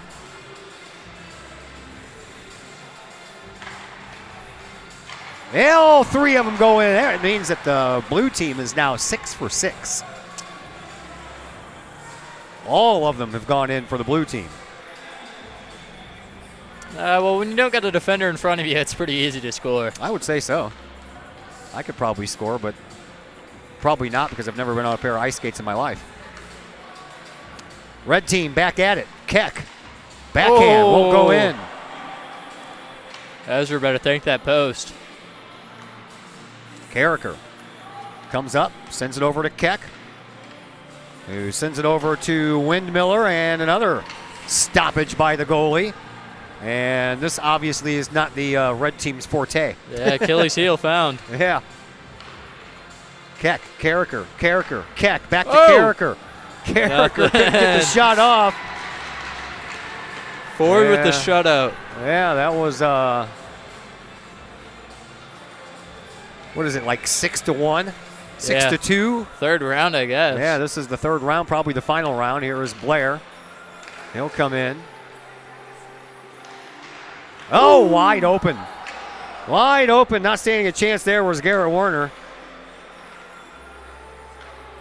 Another come in over here by the blue team, and in the slot, and another. That was almost a carbon copy of the last goal. Richie that was offsides. To Blair, and back to Richie, and yeah, well out of goal was Werner. So the blue team is leading this competition right now 9-1, and the red team only has one more shot at this, and if they get all of them in, they only have 4. Yeah, I guess this is just for fun. Yeah. Oh, well, a little bit of a swing and a miss. Oh, Keck doesn't know where the puck is. Had to find it in his skates. Sean Keck, Belleville brings it in. And a shot, and that one goes wide off of the stick of Windmiller. Come on, Red. I know. There is Keck. And he'll send it back to Windmiller, who will send it over to Carricker. And a save there as well. And big celebration from Tolbert. All right. The 3-on-0 challenge is over, and the blue team won that one. The red team won the rapid fire and the speed relay, while the blue team won the 3-on-0 challenge. And that is going to do it for the first intermissions skills competition.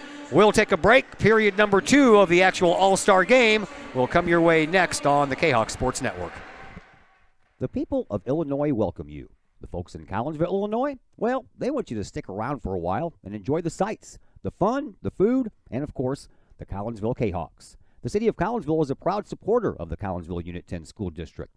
So welcome to Collinsville. Come on over, catch a K-Hawks game, or enjoy some of the new places to eat, shop, and have fun. There's plenty to do for the young and the young at heart.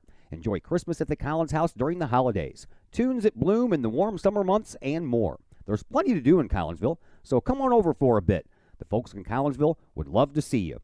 For more information, go to www.collinsville.org. Chapman Trucking, LLC. Chapman Trucking is a local Collinsville business owned and operated by 1994 Collinsville graduate Christy Chapman. With over 10 years of experience, Chapman Trucking, LLC can take care of all of the heavy lifting when it comes to hauling aggregate materials such as sand, driveway rock, dirt, boulders, and more. That includes getting your heavy work equipment to your work site where it needs to be. Give Christy a call for a free estimate at Chapman Trucking, LLC, 618-960-9346, or online at chapmantruckingllc.net.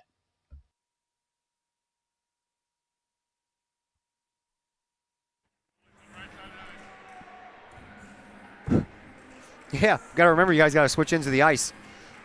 All right, we're back to action here. Second period getting ready to get underway. Greg Feit in goal for the Red All-Star team. 19 games he's played this year, 798 minutes, a 6-11-2 record, 66 goals, 626 saves, a goals against average of 4.96, and a save percentage at 90%. That one comes flying right across the crease. At the other end, you have Gerald Myatt, East Alton Wood River goalie. He is a junior. 21 games he has played in this year. 862 minutes, 4-17-0 as that puck goes right through the crease. And goals against Myatt, 104. Saves, 708. Goals against average of 7.24 and a save percentage of 87%. Here comes the blue team. They shoot, and that one goes just a little bit wide. Comes all the way out the other side, and into the neutral zone it goes. We're underway here in period number 2 of a 3-3 tie here in this All-Star game. Winkler backhands it into the zone. Almost got it right back. High slot. Shot once, twice. Never could get it on goal. Could Scholl. All the way out to the blue line and into the slot area. Shot that one off of a body part. And that shot, another shot, that one partially tipped over there up against the side of the net. That one goes, and Fight makes the save. And it comes all the way back out to the neutral zone. Here is Jordan trying to fend off Ethan Keenel. He does so. That was a pretty nice move there by the defenseman for the blue team. And here comes the blue team with a little bit of burst of speed as Settles goes back behind the net, sends it off the boards over on the far side and gets it right back. Settles from the faceoff dot. Oh, there's the goal. There we go. There's save by Fight. And the rebound was just sitting up there nice and juicy for Zeph Jordan. And Zeph Jordan becomes the first player in this All-Star game to score 2 goals. Hanging out in Gretzky's office in front of the net. Matter of fact, he got the first or the last goal to end the first period and the first goal to begin this period. Blue team taking their first lead of the game. Yeah.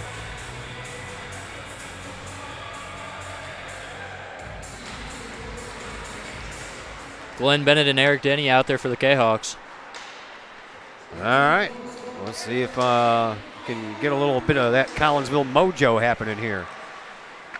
Here is Bennett.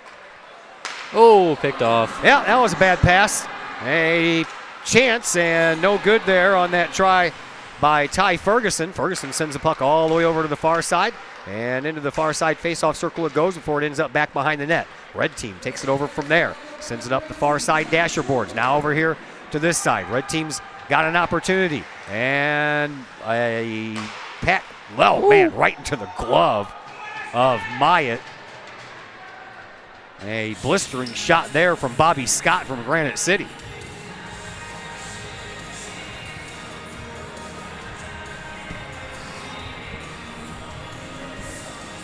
Face-off comes out to this near face-off circle. A partial shot taken, but Scott couldn't get the whole thing off, and he'll try to go chase it down.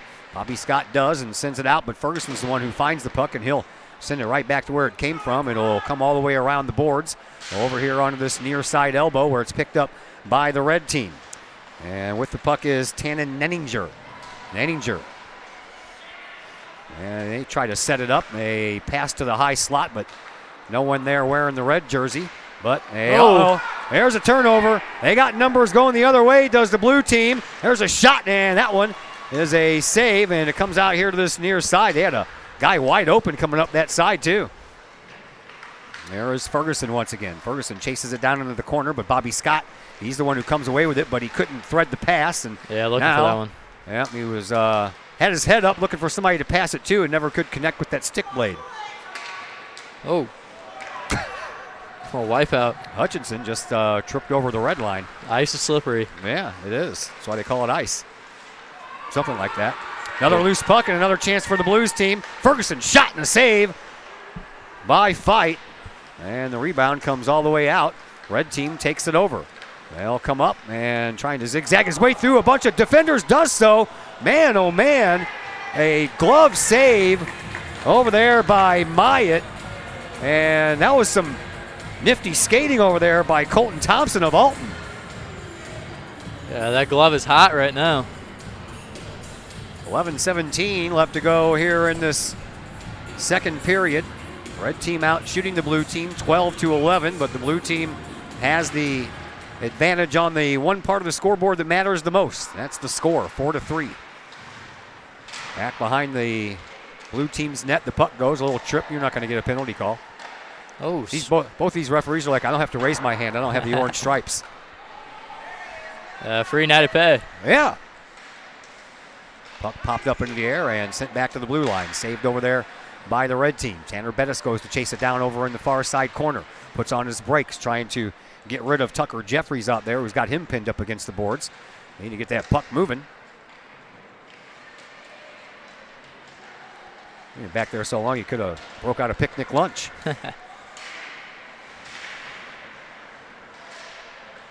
My name's Todd Duke. That's Preston Tillman over there on the other microphone, by the way. Big thank you to Dak Ledbetter. He's operating the camera. We got him out of retirement. His son graduated last year, so he doesn't have to be here, but he volunteered, so we appreciate his help. And there's a shot that goes a little bit wide. Picked up over on the far side by Tucker Jeffries. Jeffries Sends the puck up and into the neutral zone it goes. Taken care of there by the red team. They'll try to send it back into the offensive zone, but that's stopped once again by the blue team. And here comes Sedlak. Sedlak in, shot, saved by Fight. Puck still out in front.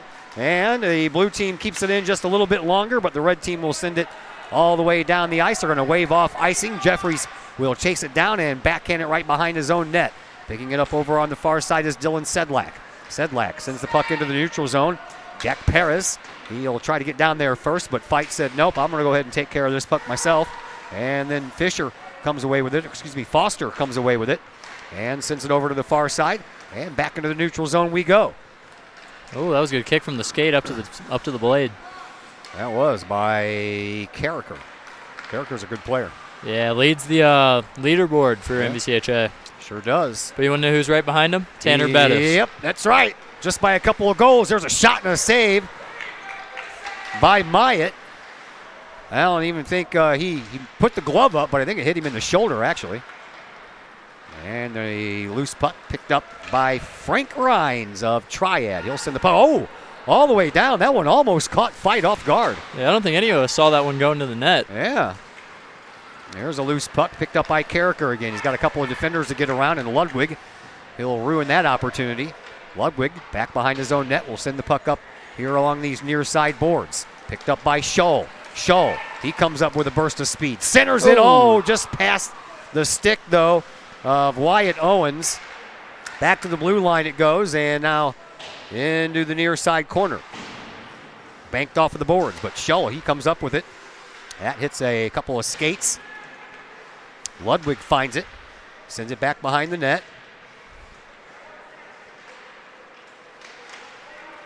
And back to the red team for a moment.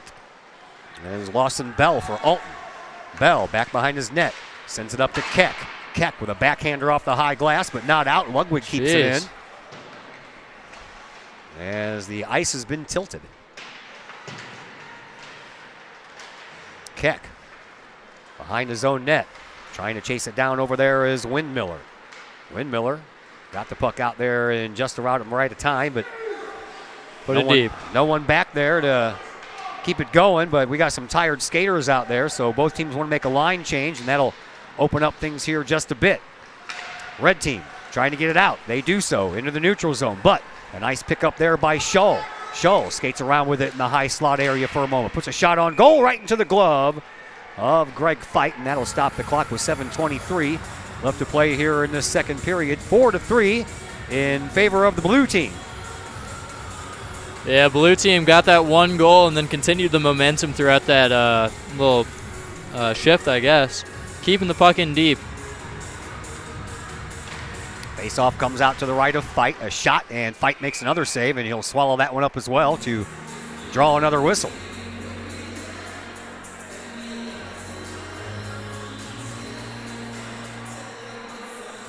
And again, the face-off will come out to Fight's right, and that one is won by the red team. A backhand pass by Sam Cook. Goes all the way around. Picked up by the red team, but they cannot get it out to get any offensive momentum going, and that one I think is caught somewhere in the... Oh, nope. Well, there it is. Looked like for a moment might have been caught in some of the equipment. Yeah. That one comes all the way out. Ethan Keenel for Granite City. He finds the puck first, but he's trying to pick it up, but Settles knocks him off of it. Now Settles gets taken off the puck, and once again, back behind the net, Sam Cook finds it, and he'll send it all the way down the ice, and that one will spin all the way down. They'll wave off icing. And the blue team back to work. Puck goes up to Blair. Kept in, though, by the red team. And it goes all the way back out into the neutral zone as Sam Cook couldn't get there fast enough. And now he whiffs. That's a breakaway for Jordan. Jordan, backhand, save by Fight. And that'll draw the whistle and stop the clock with 6:25 left to play here in this second period. Yeah, blue team's been playing a lot of good fundamental hockey. Yeah, they've looked a little better here in this second period than they did in the first. They came out looking great in the first, but then the red team kind of took it to them. Yeah, I guess that 3-on-0 competition really brought up their spirits. Yep. Or killed the red teams, who knows. Yeah, because the red team didn't do very well in that one at all. They scored, what, 1 goal? Yeah. Blue team back to work, looking for more. Blair sends it out. Shot from the blue line into the glove of Fight. And that'll stop the clock once again.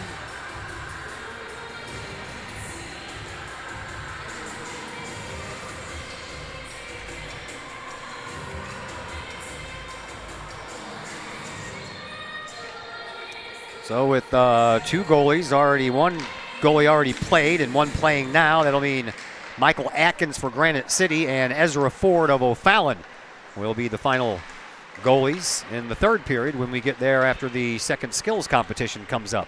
Here's the red team. They enter the zone finally. They haven't spent much time in the offensive zone here in this second period. Glenn Bennett trying to chase that puck down. He does so, tries to send it up front. He does, and oh God! What a save! Jumping. The Bennett boys had it all working out, and Myatt said, not today, guys. Yeah, not today. Put that glove in a Hall of Fame. It has been hot tonight. Listen to you over there breaking out the holy jumping. Jeez, man. Breaking out the holy jumping, Panger. Darren Pang. Good influence of mine. I love Panger. There's another chance at a shot to goal. Boy, what a blistering shot that was. Oh, wait, no goal, no goal. They didn't call no it. Goal. Oh, even the horn What went are off. we doing? That was 100% in. That was so in. I want to see the replay. Oh, get it again. Hey, shot and a save, and that time Myatt flashes the glove, and Denny's like, I scored, didn't I? He's asking the referee, I scored, didn't I? That makes you mad as a player. Man, oh man. As a goalie, that is your best dream. Denny got the first goal of this game. Almost had another one. He did, I agree. All three of us standing up here were like, that's a goal. Referee waved it off. Here's another chance. Oh, man, a big blistering shot there by Sam Carricker, and that went right into the gut of Myatt.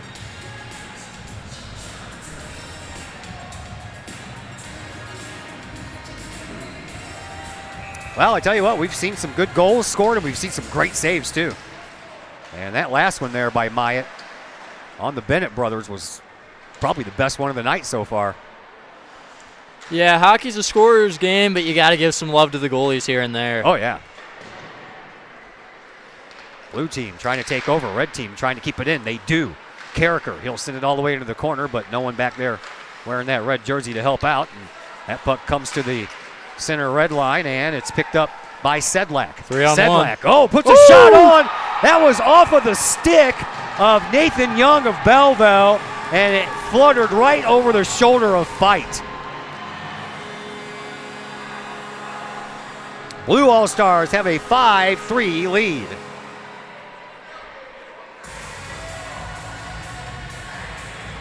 Dylan Sedlak scores his first goal of this game.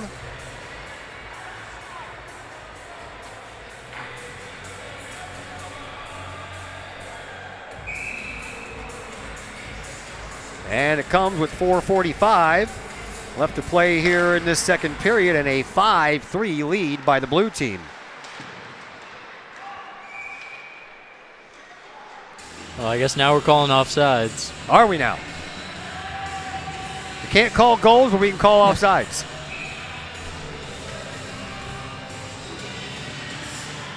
Face-off won by the red team. They try to set up shop and head to the offensive zone, and they had a 3-on-2 working there if they just would have got that pass right. Here's a chance. Oh, another save. Shot by Tanner Bettis. Yeah, Bettis with a nice shot there from just inside that far face-off circle. Now it comes up here in front of the penalty boxes. And Carricker, excuse me, that is not Carricker. That would be, yeah, it was Carricker. Yeah. Never mind. Blue team on the move again. Oh, pass over there, and Carricker never reached him. Now he gets it. Sam Carricker sends it over into the near side elbow, and Tanner Bettis goes and gets it. Bettis with a backhand pass, trying to find Keck. Keck never saw it until it was behind him. Now the red team takes over, and here is Barrow. He can't get it out. Nice job keeping it in there by the red team, but the blue team will take over, and Tucker Jeffries is with it. He'll send it on up. 3.5 minutes to go here in period number 2. Foster finds a loose puck. Ryan Foster of Columbia Sends the puck up, but he couldn't get it out. Blue team keeps it in. They put one well wide. And battle for the puck over here in this near side corner. And it's picked up there by Jake Paris of Triad. Backhander. Ooh. Shot. That goes wide. Good 1-T. Paris again. He's trying to send it up along these boards here to Barrows, but never could quite make that connection. Now the blue team will take it. They'll send it out to the neutral zone. Picking the puck up is Stepniak, and a puck that flutters all the way over here to the near side. And I don't know if somebody was trying to thread a pass into the certain area or what, but that never did materialize. Red team, they pick it up again. They head up ice. Shot toward the goal, and another opportunity there. Tell you what, Lawson Bell for Alton. He got an initial shot on goal just on a tip in. The rebound came right back out to him, and he shot it. But, man, I'll tell you what, Gerald Myatt of East Alton Wood River's not messing around. Yeah, finally got a whistle. We were playing for a long time there. 2:28 left to play here in this second period. Foster shoots it, but that's off of the skate of Blair and comes all the way out to the neutral zone. So the red team will have to tag up. They finally do. The blue team, they come up with the puck. Nice poke check there by Andy Bennett. Bennett, he stays with it. Takes got a couple that hits. long reach. Took a couple of good hits, too. Then he got squeezed off because he got triple teamed. Andy's strong on that stick, man. You should see him at practice. There's Blair. Blair comes in, tries to thread a pass over to Spezia, and that jumped over his stick. Spezia finds it, gives it back to Blair. Oh, that was Blair off. Comes in, and yeah, that was a late whistle. I guess they're deciding whether or not they want to call it or not. I guess if it's blatantly offsides, they'll call it. If it's kind of close, they won't. I think that one was passable. Yep. You know, sometimes you just got to think, you know, we want to get out of here sooner, so let's just keep playing. Yeah, because normally a 7:30 game, we would already be done. Yeah. We'd already be finished because, you know, they only have the hour and 15 minutes of ice time, but not for an all-star game. There is no other game scheduled, so they got the ice all night. But I do have to go to school tomorrow. So do I. Yeah, it's kind of a bummer. Nice snow day on Monday, though. Yeah, that was we unexpected. Did like that. Yeah, that was very unexpected. The previous week, we knew that one was coming. We knew we probably weren't going to have school on that Wednesday, but when I went to bed Sunday night, I had no idea that there was a possibility that school was going to be called off. It was a nice surprise. Yeah, I woke up. I didn't know if I told my mom that I wasn't going to school or not.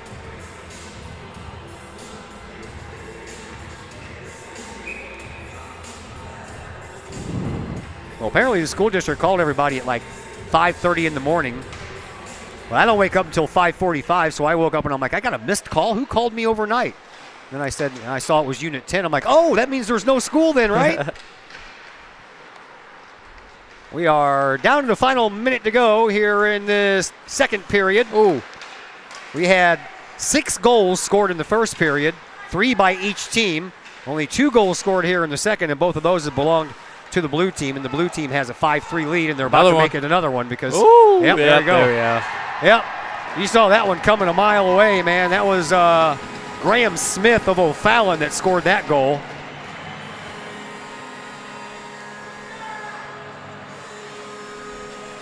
Greg Fight came into this game. Guess he didn't get enough of a warm-up. 49.9 seconds to go.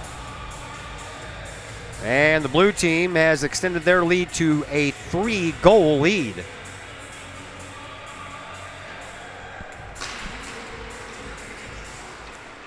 Ethan Conal moving it up.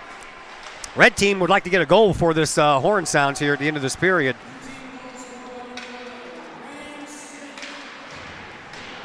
Over into the far side corner it goes. Red team trying to center it. They can't find that pass. Now Carricker to Keck. Keck, he got bumped off the puck, which is hard to believe because he's a big kid. Yeah. And that one off of the grill of Thompson. And then the puck comes back into the neutral zone where it is backhanded by Keenel. And then the blue team will send it all the way down the ice. Backhanded by Sam Cook, but he didn't get enough of it. Here's Jordan with a shot and a save by Greg Fight with 7.6 to go here in this second period.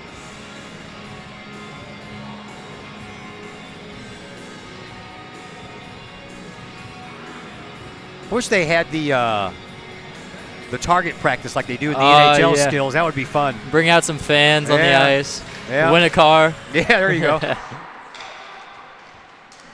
That's going to do it for goalie shot. period number 2.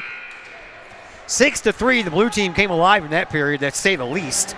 3 goals by the blue team, unanswered by the red team. And the blue team right now out shooting the red team 22-18.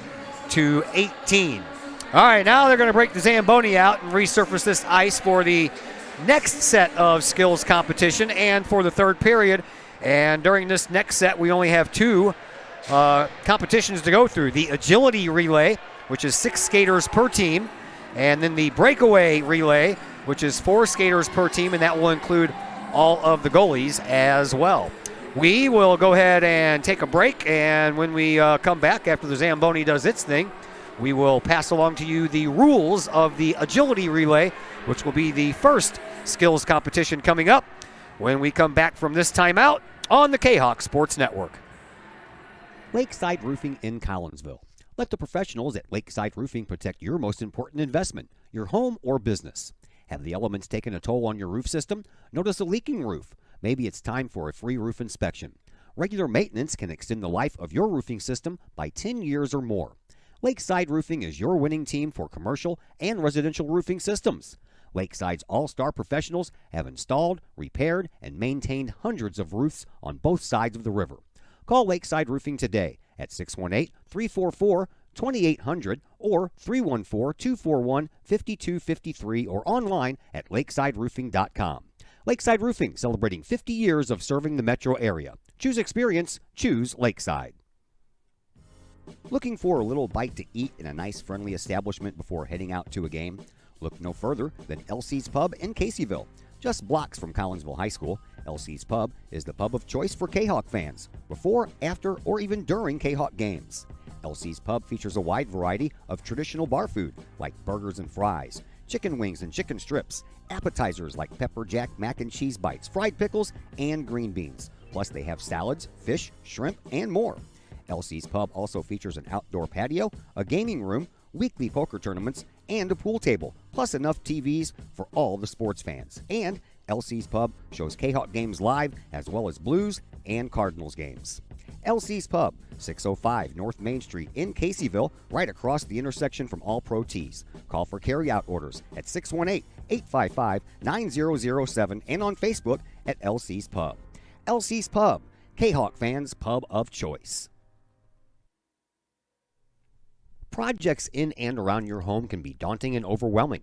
Take the stress out of those projects and let AW Indoor and Outdoor Solutions do all the heavy lifting. Former K-Hawk Adam Welly can help knock those projects off your list. From framing drywall, painting, and stair work inside to deck work, hardscapes, and concrete and retaining wall construction outside your home, including power washing and brush removal. Whatever the task, AW Indoor and Outdoor Solutions can help. Call Adam Welly for a free estimate at AW Indoor and Outdoor Solutions, 314-252-8010. That's 314-252-8010.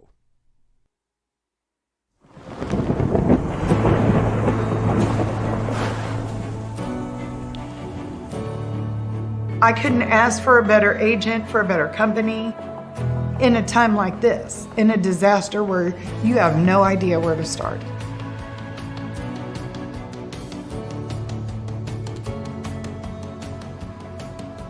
I learned that there's not a given in life. It takes a team. There's people that are going to watch out for us and they care. It's been pretty stressful. Once we saw Lori and got our plan, it's a lot better now. It was like a huge weight lifted.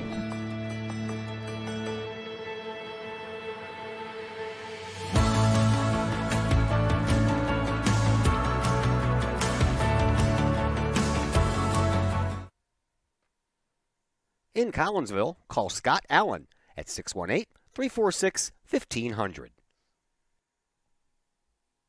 Calling all sports fans. Looking for a great place to watch the game with your crew? Look no further than the Lucky Fox Sports Bar in Caseyville. The Lucky Fox shows Collinsville K-Hawk sports on the big screen, plus UFC fights, boxing, Cardinals and Blues, and all of the NFL games with the NFL ticket and enough TVs that you'll be sure to find the game you want. And the food? How about Taco Tuesdays, Wing Wednesdays, plus burgers, sandwiches, pizza, steak, and more, including great drink specials and the coldest brew in town. And don't forget to try your luck at the Lucky Fox Gaming Room. Dine in and catch a game, or order carryout with the Lucky Fox. The Lucky Fox Sports Bar, 1101 Caseyville Road, right across the street from K-Hawk Stadium. Open daily at 11 a.m. Check out the Lucky Fox Facebook page for daily specials. The Lucky Fox, 618-855-9500. The Collinsville Daily News, the new online source for everything newsworthy in and around Collinsville. This news source is designed to be the heartbeat of the Collinsville community and is owned and operated by members that live in this area. The Collinsville Daily News generates their revenue with local support from the community in which they serve and from advertising. They do not charge to read their content, so you'll never run into one of those annoying paywalls.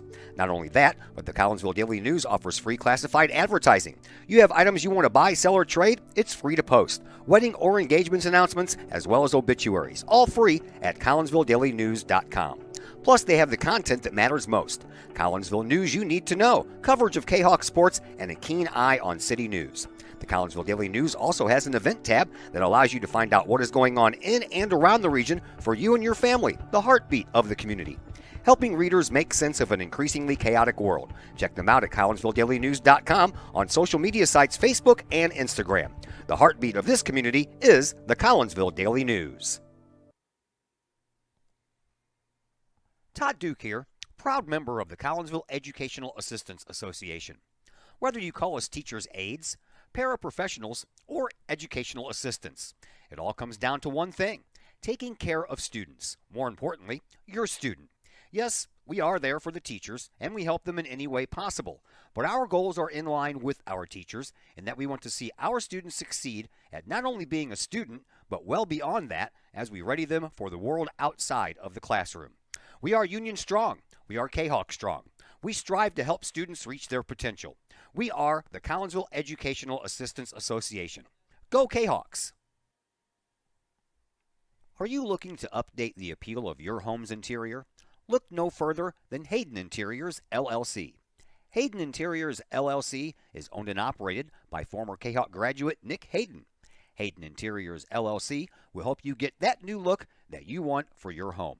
Flooring, baseboards, doorways, as well as interior renovations or interior additions, kitchen, living room, bedroom, hallways, basements, stairways. Let Hayden Interior LLC help you find the look that you want. Call Nick Hayden today at Hayden Interiors LLC, 618-772-6790 for your free estimate. Hayden Interiors LLC, on budget, on time, every time. That's Hayden Interiors LLC. Call Nick at 618-772-6790. Collinsville Barbecue Supply, home of Code 3 Spices, is first responder owned by proud K-Hawk alums. Located at 302 East Main Street, Collinsville Barbecue Supply is one-of-a-kind barbecue headquarters that focuses on everything barbecue and cooking, providing the best American-made barbecue grills, in-person class instruction, smokers, rubs, sauces, accessories, and cooking expertise from professional barbecue experts, including an in-house chef and pitmaster. Code 3 Spices provides award-winning rubs and sauces that support our nation's first responder and military organizations that focus on providing aid to the fallen, suicide prevention, and PTSD awareness. Stop by and see the guys at Collinsville Barbecue Supply for all of your cooking and grilling needs. Collinsville Barbecue Supply, home of the 4-time World Championship Patriot Sauce. Learn more about their products and mission in giving back to those who serve at collinsvillebarbecue.com. First National Bank of Waterloo, with over 100 years serving the Metro East. Visit First National Bank of Waterloo at their Maryville or Collinsville locations for all of your banking, mortgage, and lending needs. Why? Super low closing costs, low construction loan rates, and they do so much to support our local communities. When you need a loan, call the Collinsville team at First National Bank of Waterloo at 618-345-1121. Or visit their Maryville or Collinsville locations or online at fnbwaterloo.bank. First National Bank of Waterloo, member FDIC, and equal housing lender. Mike's Automotive in Collinsville is a T3 certified tire dealer and so much more. Sure, Mike's Automotive has tires. They can also help with making sure your entire vehicle is road ready, from belts and hoses to preventative maintenance like oil changes and tire rotation. Plus a lot more than that. Mike's Automotive has 3 locations to choose from. Mike's Automotive in St. Louis and Millstadt, and Mike's Automotive in Collinsville at 1150 St. Louis Road, just blocks from the high school. Or call Mike's Automotive at 618-345-0611. Mike's Automotive in Collinsville.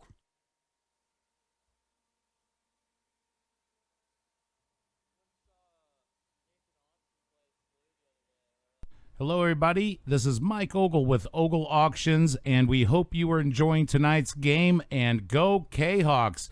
Hey, check us out. Every Sunday night, we have an online auction at www.ogleauctions.com. Everything from grandma's china to grandma's motorcycle helmet, it's all here at Ogle Auctions every Sunday night at 7 p.m. Check us out, and we will see you soon. Herald Square and Cold Herald, 2 great additions to the Collinsville landscape. Next to the Old Herald Brewery and Distillery, Herald Square is a new outdoor multi-use event space in Collinsville. Concerts, fun and games, farmer markets, and so much more.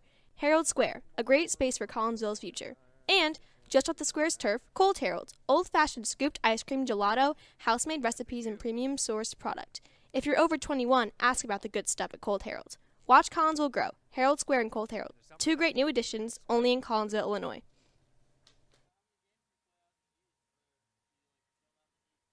Baseball, softball, girls soccer.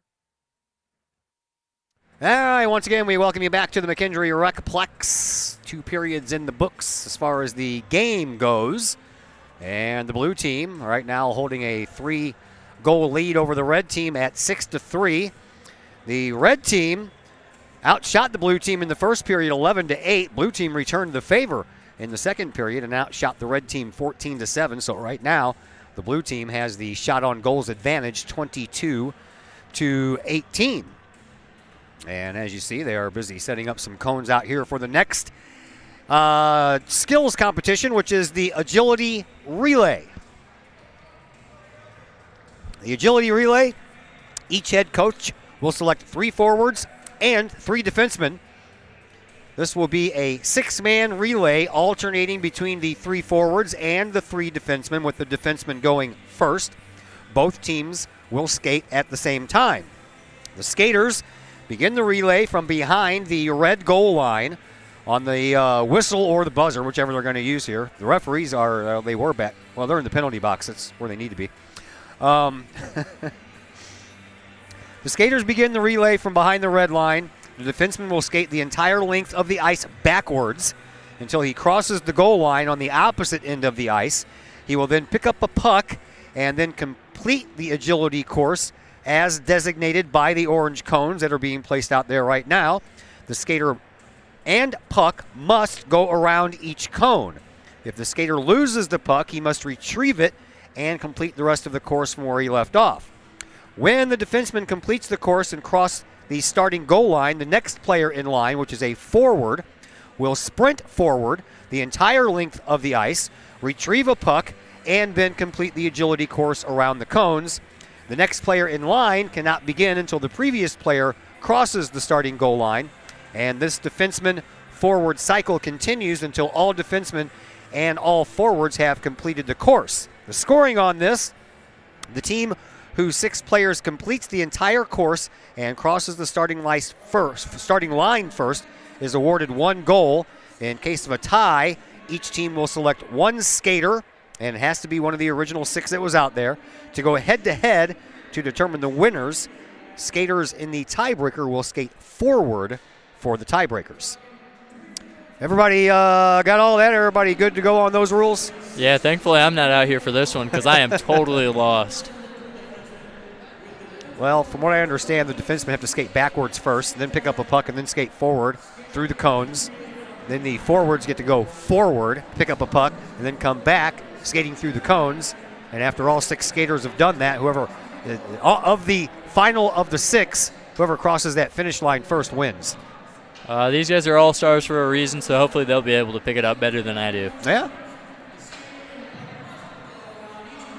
Well, the PA announcer is going over all the rules, as I just went over. Then we'll have the breakaway relay. We'll tell you all about that one when we get to that.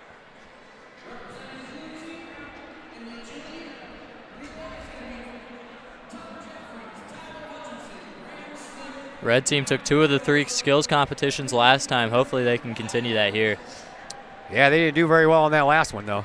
Yeah, that last one was a heartbreaker, and it carried on into the second period when they lost 3 goals.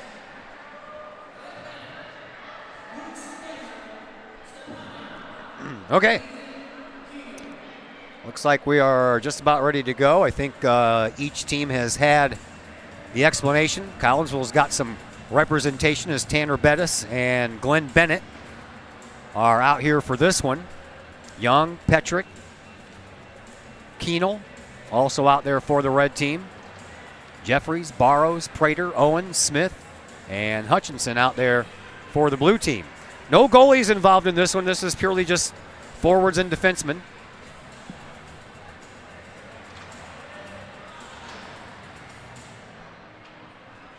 And looks like we are just about ready to go. So the first players you'll see will be the defensemen. They'll have to skate backwards without a puck because the pucks are already sitting down there waiting for them. So then they'll have to go grab a puck and then come back and skate zigzag style through all the cones. And again, if they fail to keep the puck on their stick, they're going to have to stop and go back and get it and then complete where they left off.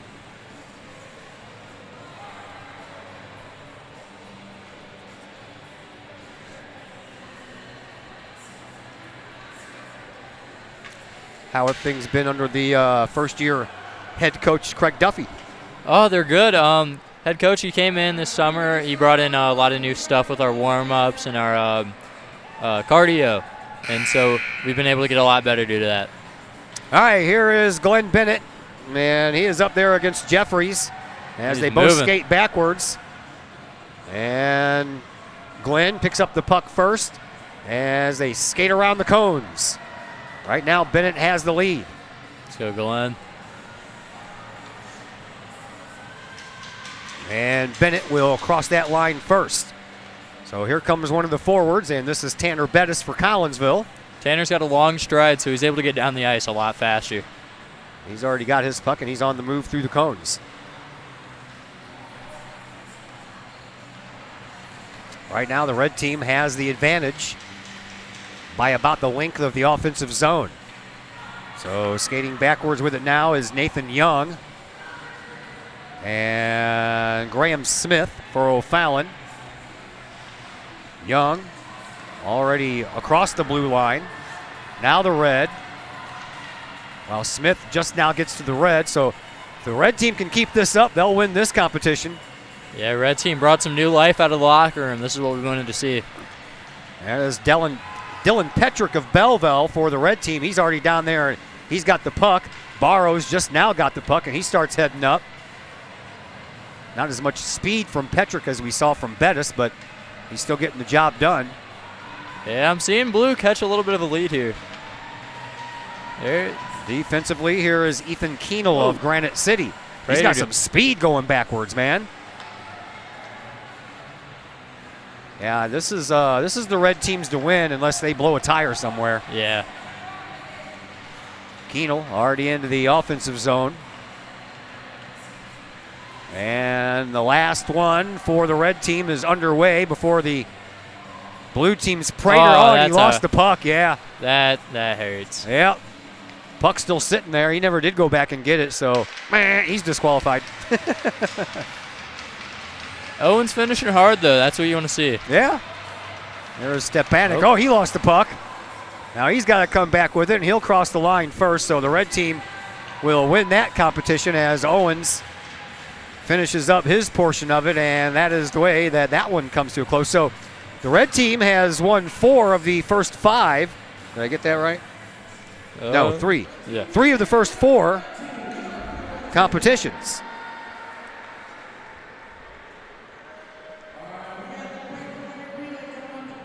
All right, so the breakaway relay is next. Each head coach selects 4 skaters. Same 4 skaters will be executing 1 breakaway each against each goalie from the other team. The 4 skaters will begin, just like a penalty shot, they'll begin with the puck at center ice in the face-off circle. And the first player will execute a breakaway on the goalie. After the shot is taken, the player must sprint back to his respective blue line, and then the next player in line may go, and the teams will alternate taking turns. This is a timed event, they say. All 4 breakaways must be completed in 35 seconds. Goals scored on rebound shots will not be counted. And the team that scores the most goals with their combined 12 breakaway opportunities will be awarded 1 goal.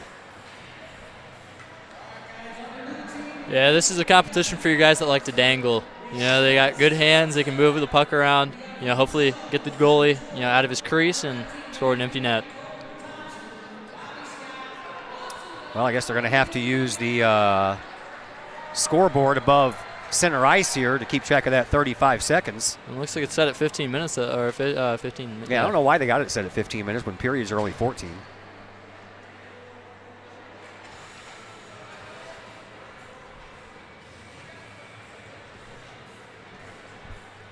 So, all the skaters from the red team are getting their instructions from Coach Culleberg of Triad. Yeah, he seems to be in charge of a lot of this. Yeah, he's looking like it, huh? Nice mustache on that guy. Have you seen it? Yeah. Hulk Hogan handlebar. Ford is in goal for the blue team, which he will be in goal for the 3rd period. And Michael Atkins in goal for the red team, and he'll be playing goal in the 3rd period as well. All right, so the blue team is up first, and I believe that is Nathan Young at center ice for Belleville that gets the first opportunity, and here we go. Ezra Ford in net. Oh. Save by Ford. Caught it nice in the glove. Make it simple. I thought this was a time thing. Oh. Guess not. Here is Scott. Oh, here we go. Bobby Scott. That one went across the crease after I believe it went off the skate of Ford. Then it hit the near side post. Yeah, it hit the post. And shot out the other side. Here is Lawson Bell from Alton. Bell. He can't get in there, and Ford, just for quick measure, trips him. Looks like Bobby Orr. Here is Colton Thompson from Alton. He comes in to see if he can get one past Ezra Ford. And he does not. So Ford shutting everybody out right now. And here comes Scott once again. So each team will do this. Each player will have 3 times. I think that's what it is. There's a goal. Scott Ford got had one it. in the 5-hole. Here's Lawson Bell again. I think, yeah, now they want him to wait. Because I think now they do it, the first 4 for the red team go through, then the 4 for the blue team get to do it. So that goal is not going to count. Oh, all right. That makes sense.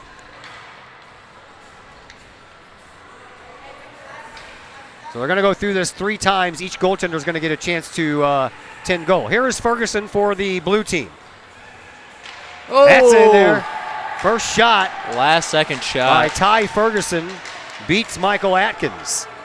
Here is Sedlak. Sedlak has a goal in this all-star game. He comes in. Patiently waits and blue team looking a lot better. Atkins was looking at his glove, you know, like a shortstop does when might be a can't make hole in play. it. Yeah, it could be. Oh. Well, there's a save. That one's off of Hunter Scholl. So yeah, one more. And the 4th skater for the blue team is Jordan. He'll come in over here on this left side. Oh. And he gets one through the 5-hole. So 3 of the 4 scored for the blue team. He pulled Atkins all the way out of the net and then put it right in between his legs. Now fight will go in.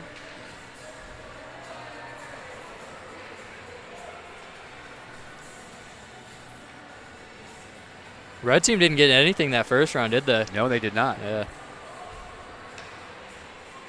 Well, here's another opportunity for the red team, and here comes Young. Nathan Young from Belleville. Backhand, can't get it past Mr. Ryan Tolbert. Bobby Scott, he's next.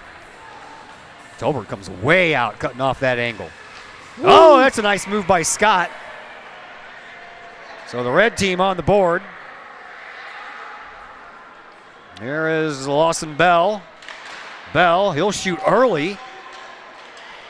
And Tolbert with the save.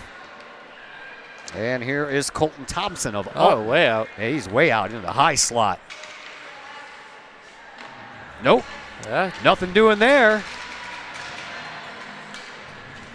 Now the blue team with another opportunity here. So how many was that for the red? One? Yes. So right now it's 3-1. And the blue team coming down once again, and that's a save. Nicely done there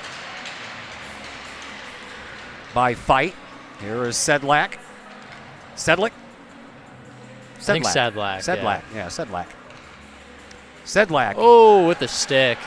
Nice. You don't see that too often. That's off the post. Give it thanks. Goalie's best friend. Yeah. And Jordan. Well, that was nicely done there by Greg Fight. He stopped all of those shots, so it remains 3-1. Red team winning that comeback. This is the final go round, though, as Werner will go down into the goal to our left, and Myatt in the goal to the right. Don't go glove side. No. You already seen him flash that leather. And he went glove side. What did I say? Gave him a wave as he went by.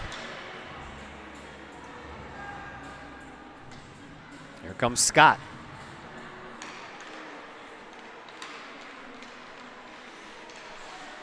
Oh, Scott put on a little deke move, but he caught himself. Yeah, Myatt, he was with that the whole way. Here is Gerald Bell. Taunting him.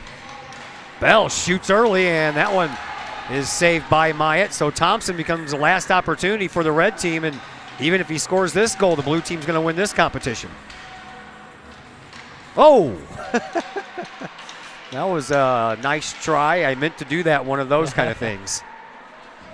All right, so the blue team, they've already won this competition, but they're going to get their last opportunity here to score some goals anyway. And here comes Ferguson.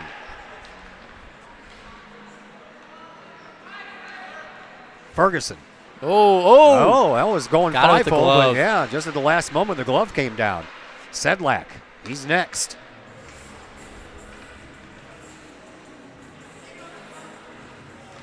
Sedlak trying to go backhand, but he waited a little bit too long. Warner's good at spreading out, taking up the entire net. He's tall. Shull, he takes an early shot. That one's saved. Well, if it wasn't for that first round, the red team would have had a chance here. Yeah, I guess. There's Jordan, the final shooter of this competition. He waited too long. So the blue team wins the breakaway relay. And out of the 5 competitions here in the skills competition, the red team ends up winning 3. The blue team ends up winning 2. But right now, the blue team is up 6-3 in the actual game. Yeah, that's the one that really matters. It is. And we are going to get back to action here quickly. Both teams head to the bench. Final goalie's out for both sides. Yep. That would be Michael Atkins of Granite City. He'll be against Ezra Ford of O'Fallon. And here are those numbers. Michael Atkins, 15 games on the year, 630 minutes. He has a record of 14-1-2. He's given up only 18 goals on the year. That is Wow. just one more than Ford has given up. Those two have given up the least amount of goals this year. 211 saves for Atkins. He has a goals against average, sparkling 1.71, and a save percentage right at 92%.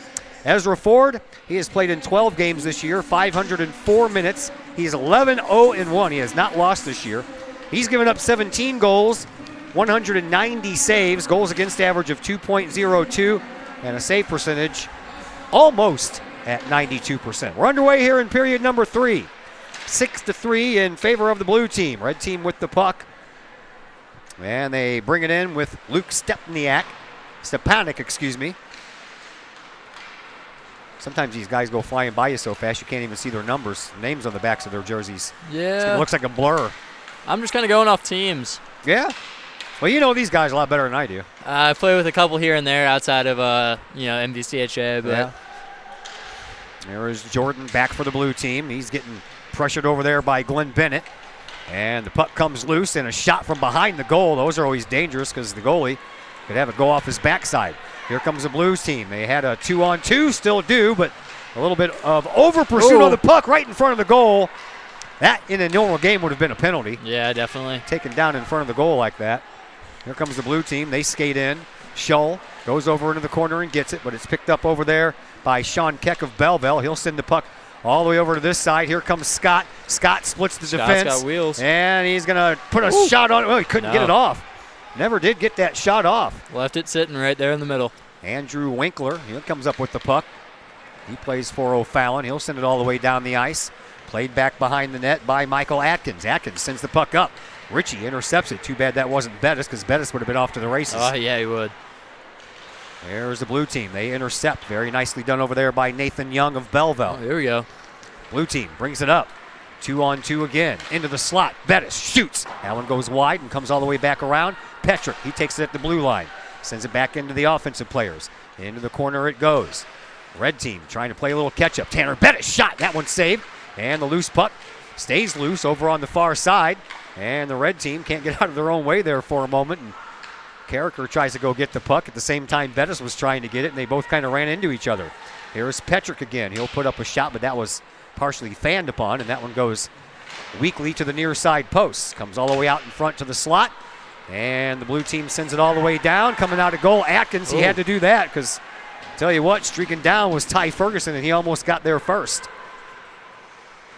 Yeah, sometimes you hope that the player catches him like in his pads and stuff and then plays it right into the goal. Icing call. One of the rare times tonight we've had an icing call. 12:23 left to play here in this third period. 6-3 in favor of the Blue All-Stars. Each team scored 3 goals in the first period. The blue team did all the scoring in the second period. They picked up 3 more goals, and that's why we have a 6-3 lead. I thought I heard a whistle. Are we playing or are we Yeah, going? I don't know. I thought I heard a whistle and the music kept on playing. I'm not sure what happened. Yeah, I think some players also agree with us. Comes out from back around the high behind the net, and the blue team, they start working their way up. Here is Sedlak. Oh, that's a slash. Gets tripped Any up day of the week. and slashed. Picked up and slashed by Miles Windmiller, and then the puck goes into the net, and that draws the whistle.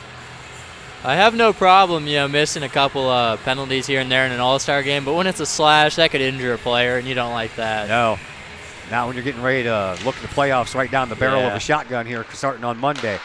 There's a shot on a one-timer by Rhines. That was on goal, and Atkins shoves that next shot back behind the net. Comes over onto the far side boards, picked up by the red team. Red team comes up ice. They trail by 3 goals. Now they lose the puck. Foster finds it. Now Bell, he couldn't get the handle on the puck. And the red team enters over on the far side. Lawson Bell. Bell trying to get around the defenseman there. He does so, but couldn't get a shot off. Now it gets sent back behind the net. That one jumped right over the stick of Krakey. Blue team enters over on the right wing, but that one is picked up by Miles Windmiller. Windmiller pokes at the puck, pokes at it again, gets it up to Krakey. Krakey enters the offensive zone, but he's met with some resistance, and the defense for the Blue All-Stars just send it right back out. Let's get some shots, guys. Come on. Red All-Stars bringing it up. Here's Thompson. No, not Tage. Shot. That one goes wide. Over onto the far side, picked up by Bell. Bell sends it back around the blue team's net. Goes up the far side boards and then out. Here is Sedlak. Sedlak sends it over to Paris. Paris puts on the brakes, tries to get around Keenel. He does, but didn't take the puck with him. So the red team, they come up with it. Here is Krakey again. Krakey, a little behind the back passing. Oh, a shot on goal, but that went wide by Bell. He had some competition up there with him too, so that was not a true pure shot, but it made it far enough. Here is Ethan Keenel over there trying to wrestle that puck away. He can't. And the blue team comes up with it, but Keenel, he finds it and sends it right back around the blue team's net. 10 minutes to go here in period number 3. Normally in the third period, that's when the referees will trim some time off the clock, but I don't think they'll do that here in the All-Star game. Yeah, we've been here for this long. Might as well stay for the entire game. Yep, here is Sedlak. Sedlak comes in, right wing, comes in front, shoots. That was off the near side, far side post, I believe. A backhand pass. That never did find the stick of Keenel. And Keenel, he continued to skate backwards into the neutral zone and found the puck because of it. Now he'll take the puck into the offensive zone, and a swatted down puck picked up by the blue team. They'll send it all the way down, and Atkins will stop that one and cover it up for the whistle with 9:23 left to play. Haven't here heard in that this sound. third period. Haven't heard that sound in a minute. Except for the one we thought we heard down here. Yeah, I guess.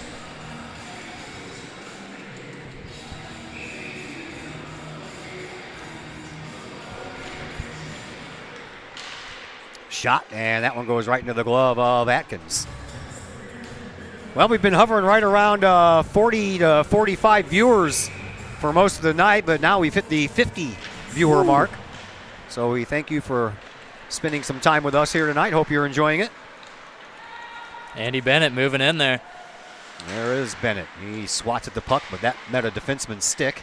And then the loose puck picked up by the blue team. Scholl, he brings it up ice across the red line, across the blue line. He tries to center a pass back to the blue line, but that's picked up by the red team. Here once again is Bobby Scott. He's got Bennett coming in on the other side, but he decides to shoot, and Ford flashes that glove and makes the save. You know, those are ones where you're going in, you know you got another guy, you put it off the pads light, and they get a rebound, you know? Yeah. It's an easy goal.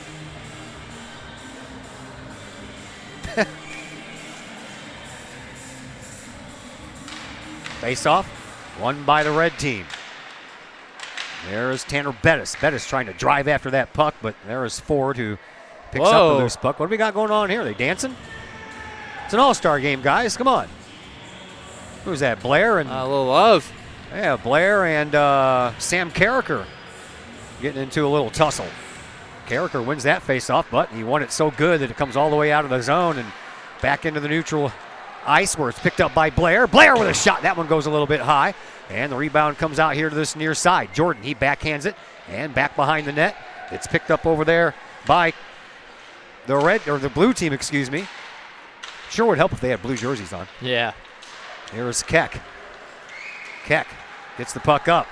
And then farther up, Nettinger. He comes in, but Blair intercepts that pack. He gets it to Settles.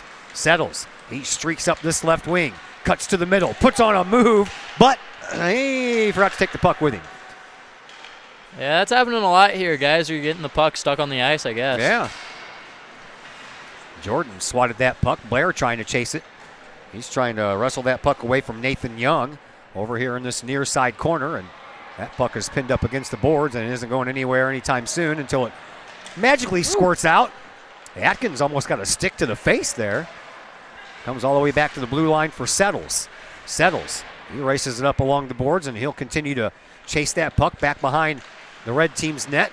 Reverses direction again, and back and forth he'll go. But he's pinned up against the boards there by one of the blue team's defensemen. Now looks like a ballerina. The red team comes out. Here is Carricker. Carricker stays with it. Oh, one-timer on the other side, but Nathan Young had a stick in his way when he went to swat that puck. Here is Blair. Blair from the circle. Tries to send it over to Settles, but that jumped over Settles' stick. But He'll stay with it anyway. Bank it off the boards. Back over to Blair. Jordan, high shot. Ooh. That one never quite made it. Another shot a little bit closer. That goes a little wide. And Ritchie gets taken down by Thompson. And the puck into the neutral zone. Picked up by Settles. 6:45 left to play here in this third period. Settles brings it in across the blue line. Met with all kinds of players wearing the red jersey, but still manages to get off a shot. All the way out to Sedlak. Sedlak had that one go the wrong direction, but Sedlak comes back, takes a whack with the Thompson stick. I heard that slap. That one almost sounded like it hit skin. There's a shot that goes high into the netting and out of play. 6:20 to play here in period number 3. 6-3 in favor of the blue team.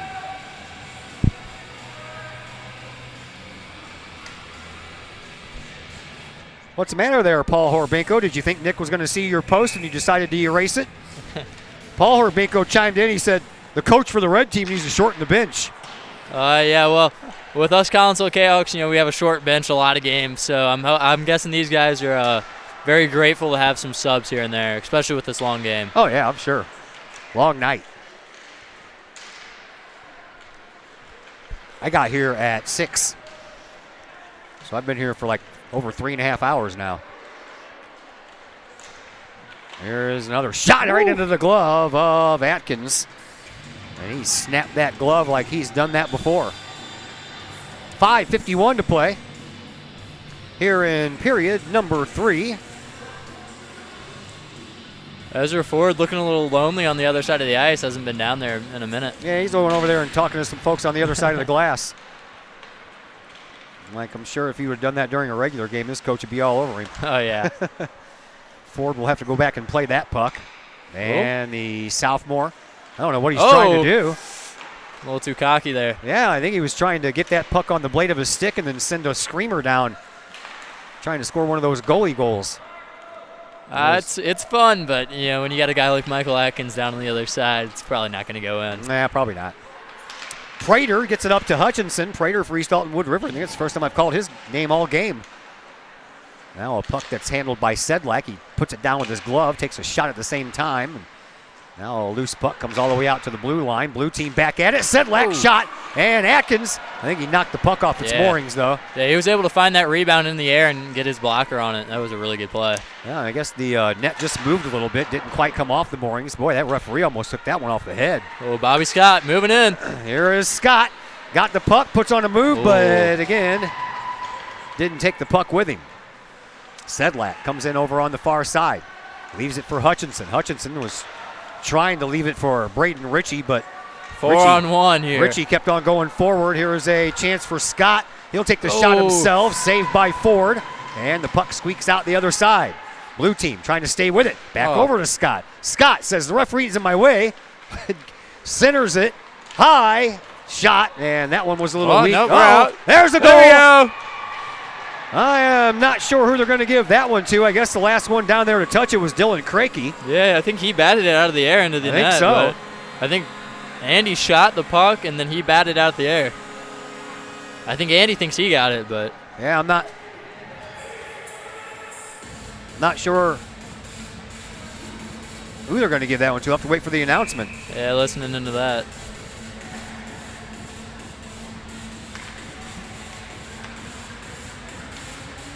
Andy Bennett wins the face-off.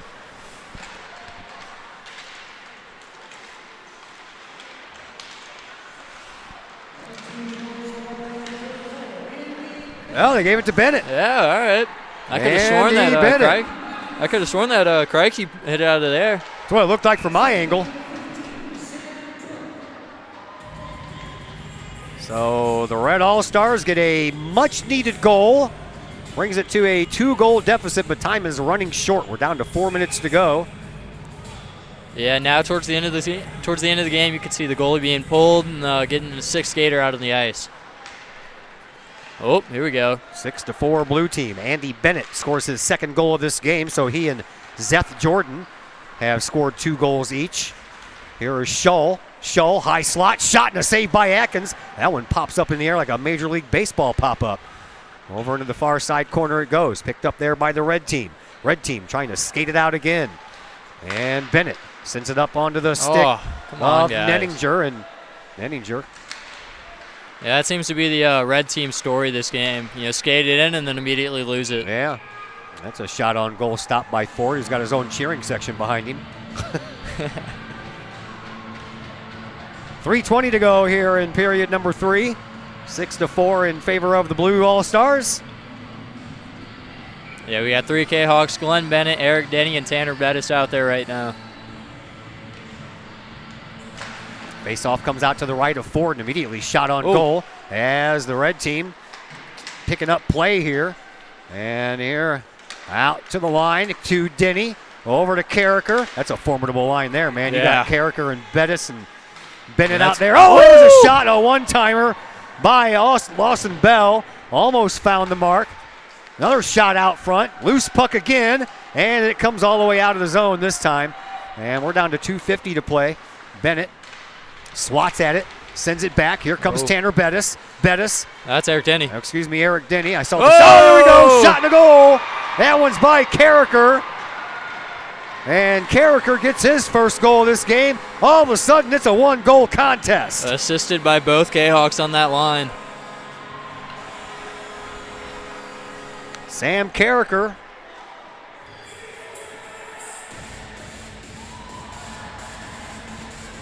For Belleville, 2:43 to go here in this third. 6-5 blue team. Hey, game isn't over until the final buzzer goes. That is exactly right. The blue team owned the second period. The red team so far owning this third period. Here is Blair. Blair getting bothered by Bettis. Shot, and that's right up against the pad of Atkins. He makes the save. Boy, I tell you what, if that pad would have just been off the ice a little bit, that would have went under. Yeah, Michael Atkins, he's a good goalie, man. He led Granite City their championship last year. He led them to winning getting the most wins this season. He is a really good goalie, and I think Granite City is going to be sad losing him next year. I bet. Face off won by the blue team. They'll send it back behind the red team's goal, but it's picked up there by Glennon Bennett. Bennett sends it up onto the stick of Eric Denny. But they could do no more. Bennett with it once again. Back over to Denny. Denny sends it onto the stick of Stepanek. Yeah. He got crunched into the boards by Blair. Yeah, a couple hands to the face. Yeah. Now a loose puck picked up again by the red team. That was a nice move there by Young. That. Connor Blair was calling him out. He wanted it. We're down to the final 85 seconds left to go here in this All-Star game. It's a one-goal game. Blue team with a one-goal lead at 6-5, and that was a inadvertent whistle because Atkins sent that puck out. No, I think a blue player hit his glove. Did it? Yeah. All right. 1 minute, 20 seconds left to play here in this third period. Timeout called. A timeout. I forgot that each team gets one of those. I could use a timeout myself, so we'll step aside here for just a minute on the K-Hawk Sports Network. Got vinyl? Rich's Record Emporium in Uptown Collinsville can take care of all of your vinyl needs and more. You can peruse through thousands of records, from country to hard-to-find jazz, and classic rock is always in stock at Rich's Record Emporium. Used vinyl, new vinyl, and hard-to-find vinyl. Don't forget to check out the audio room at Rich's, where you can check out the latest in audio gear, from new top-of-the-line speakers to turntables and receivers, plus all of the accessories. Rich's has t-shirts, record cleaners, turntable needles, wall art, and so much more. If you can't find what you're looking for at Rich's, they will do their best to find it for you. Don't forget to mention seeing this ad on the K-Hawk Sports Network for a 10% discount at checkout. Rich's Record Emporium, 131 West Main Street in Collinsville, or call 618-795-1333 or online at richesrecordemporium.com. Back here at the McKendree Recplex, I'm Todd Duke. Preston Tillman on the other microphone. Dak Ledbetter on the camera with us tonight. 1:20 left to go here in this All-Star game. And right now, if you're the red team, you want to win this faceoff, send it back down the other end of the ice and pull your goalie for the extra attacker. There's a save by Atkins. Whacks it up midair. Now the puck into the neutral zone. We'll see what the red team wants to do here. As they come away with the puck, here is Scott. Got to get it into the offensive zone, though. Scott Gets it onto the stick of Tanner Bettis. Bettis skates it down the ice. That was a shot on the goal. That was on the near side post. As we try to keep our eye on Atkins down here to see if they want to pull him. There's a shot by Young. That was a prime target in the high slot. It's Scott. Scott turns around, takes a shot. That one goes wide. Bettis trying to come over here and find the puck. Atkins is still sitting in his net. Yeah, he is. What's up with that? We have 37 seconds left. If you're going to do anything, do it now. Yeah, here is Scott, and now the puck's going to come out of the zone. All right. And here is Keenel. Regroup. Let's put it up. Let's get the goalie out. Up to the blue line, but Settles comes up with it. As we are down to the final 20 seconds left to go. Here comes Settles, and a shot and a save by Atkins. All right, let's go. And that one goes back behind the net. Red team, they got to bring the puck up ice for a chance to tie it here. 12 seconds left. Into the zone. Red team back on their heels. Over into the far side corner, in front, off the boards, into the neutral zone, and that is going to do it. The blue team's going to win this one by a final score of 6-5. That was a lot of fun. Lots of celebrations on the ice. I'm shocked the red team didn't pull their goalie there when they had all that offensive zone pressure. Yeah, that was kind of a, I'm going to be honest, dumb move, but, you know, they, I guess they wanted to take the loss. You know, it's not that big of a deal. It's an exhibition game. It's for fun, but, you know, it was a good game throughout. A lot of goals scored. Dak Ledbetter, thank you very much. Appreciate you running that camera. We really do appreciate it. Preston, dude, you did a great job on color, man. You got a future. This is fun. I love doing this. All right, man. You have a good night and have a good day at school tomorrow. You too. All right, my name is Todd Duke. That's going to do it for us here tonight. Hope you enjoyed it. 6-5, the final score. Blue All-Stars over the Red All-Stars. I'll be back with you tomorrow from the old Belleville Township High School, also formerly Lindenwood University's Belleville campus. We got a little boys basketball to bring you tomorrow, and it's a good one. Southwestern Conference East St. Louis will play host to your Collinsville Jayhawks. We'll be on the air around 7:15 with the pregame show. Big thank you to everybody once again, and until tomorrow, everyone enjoy the rest of your evening.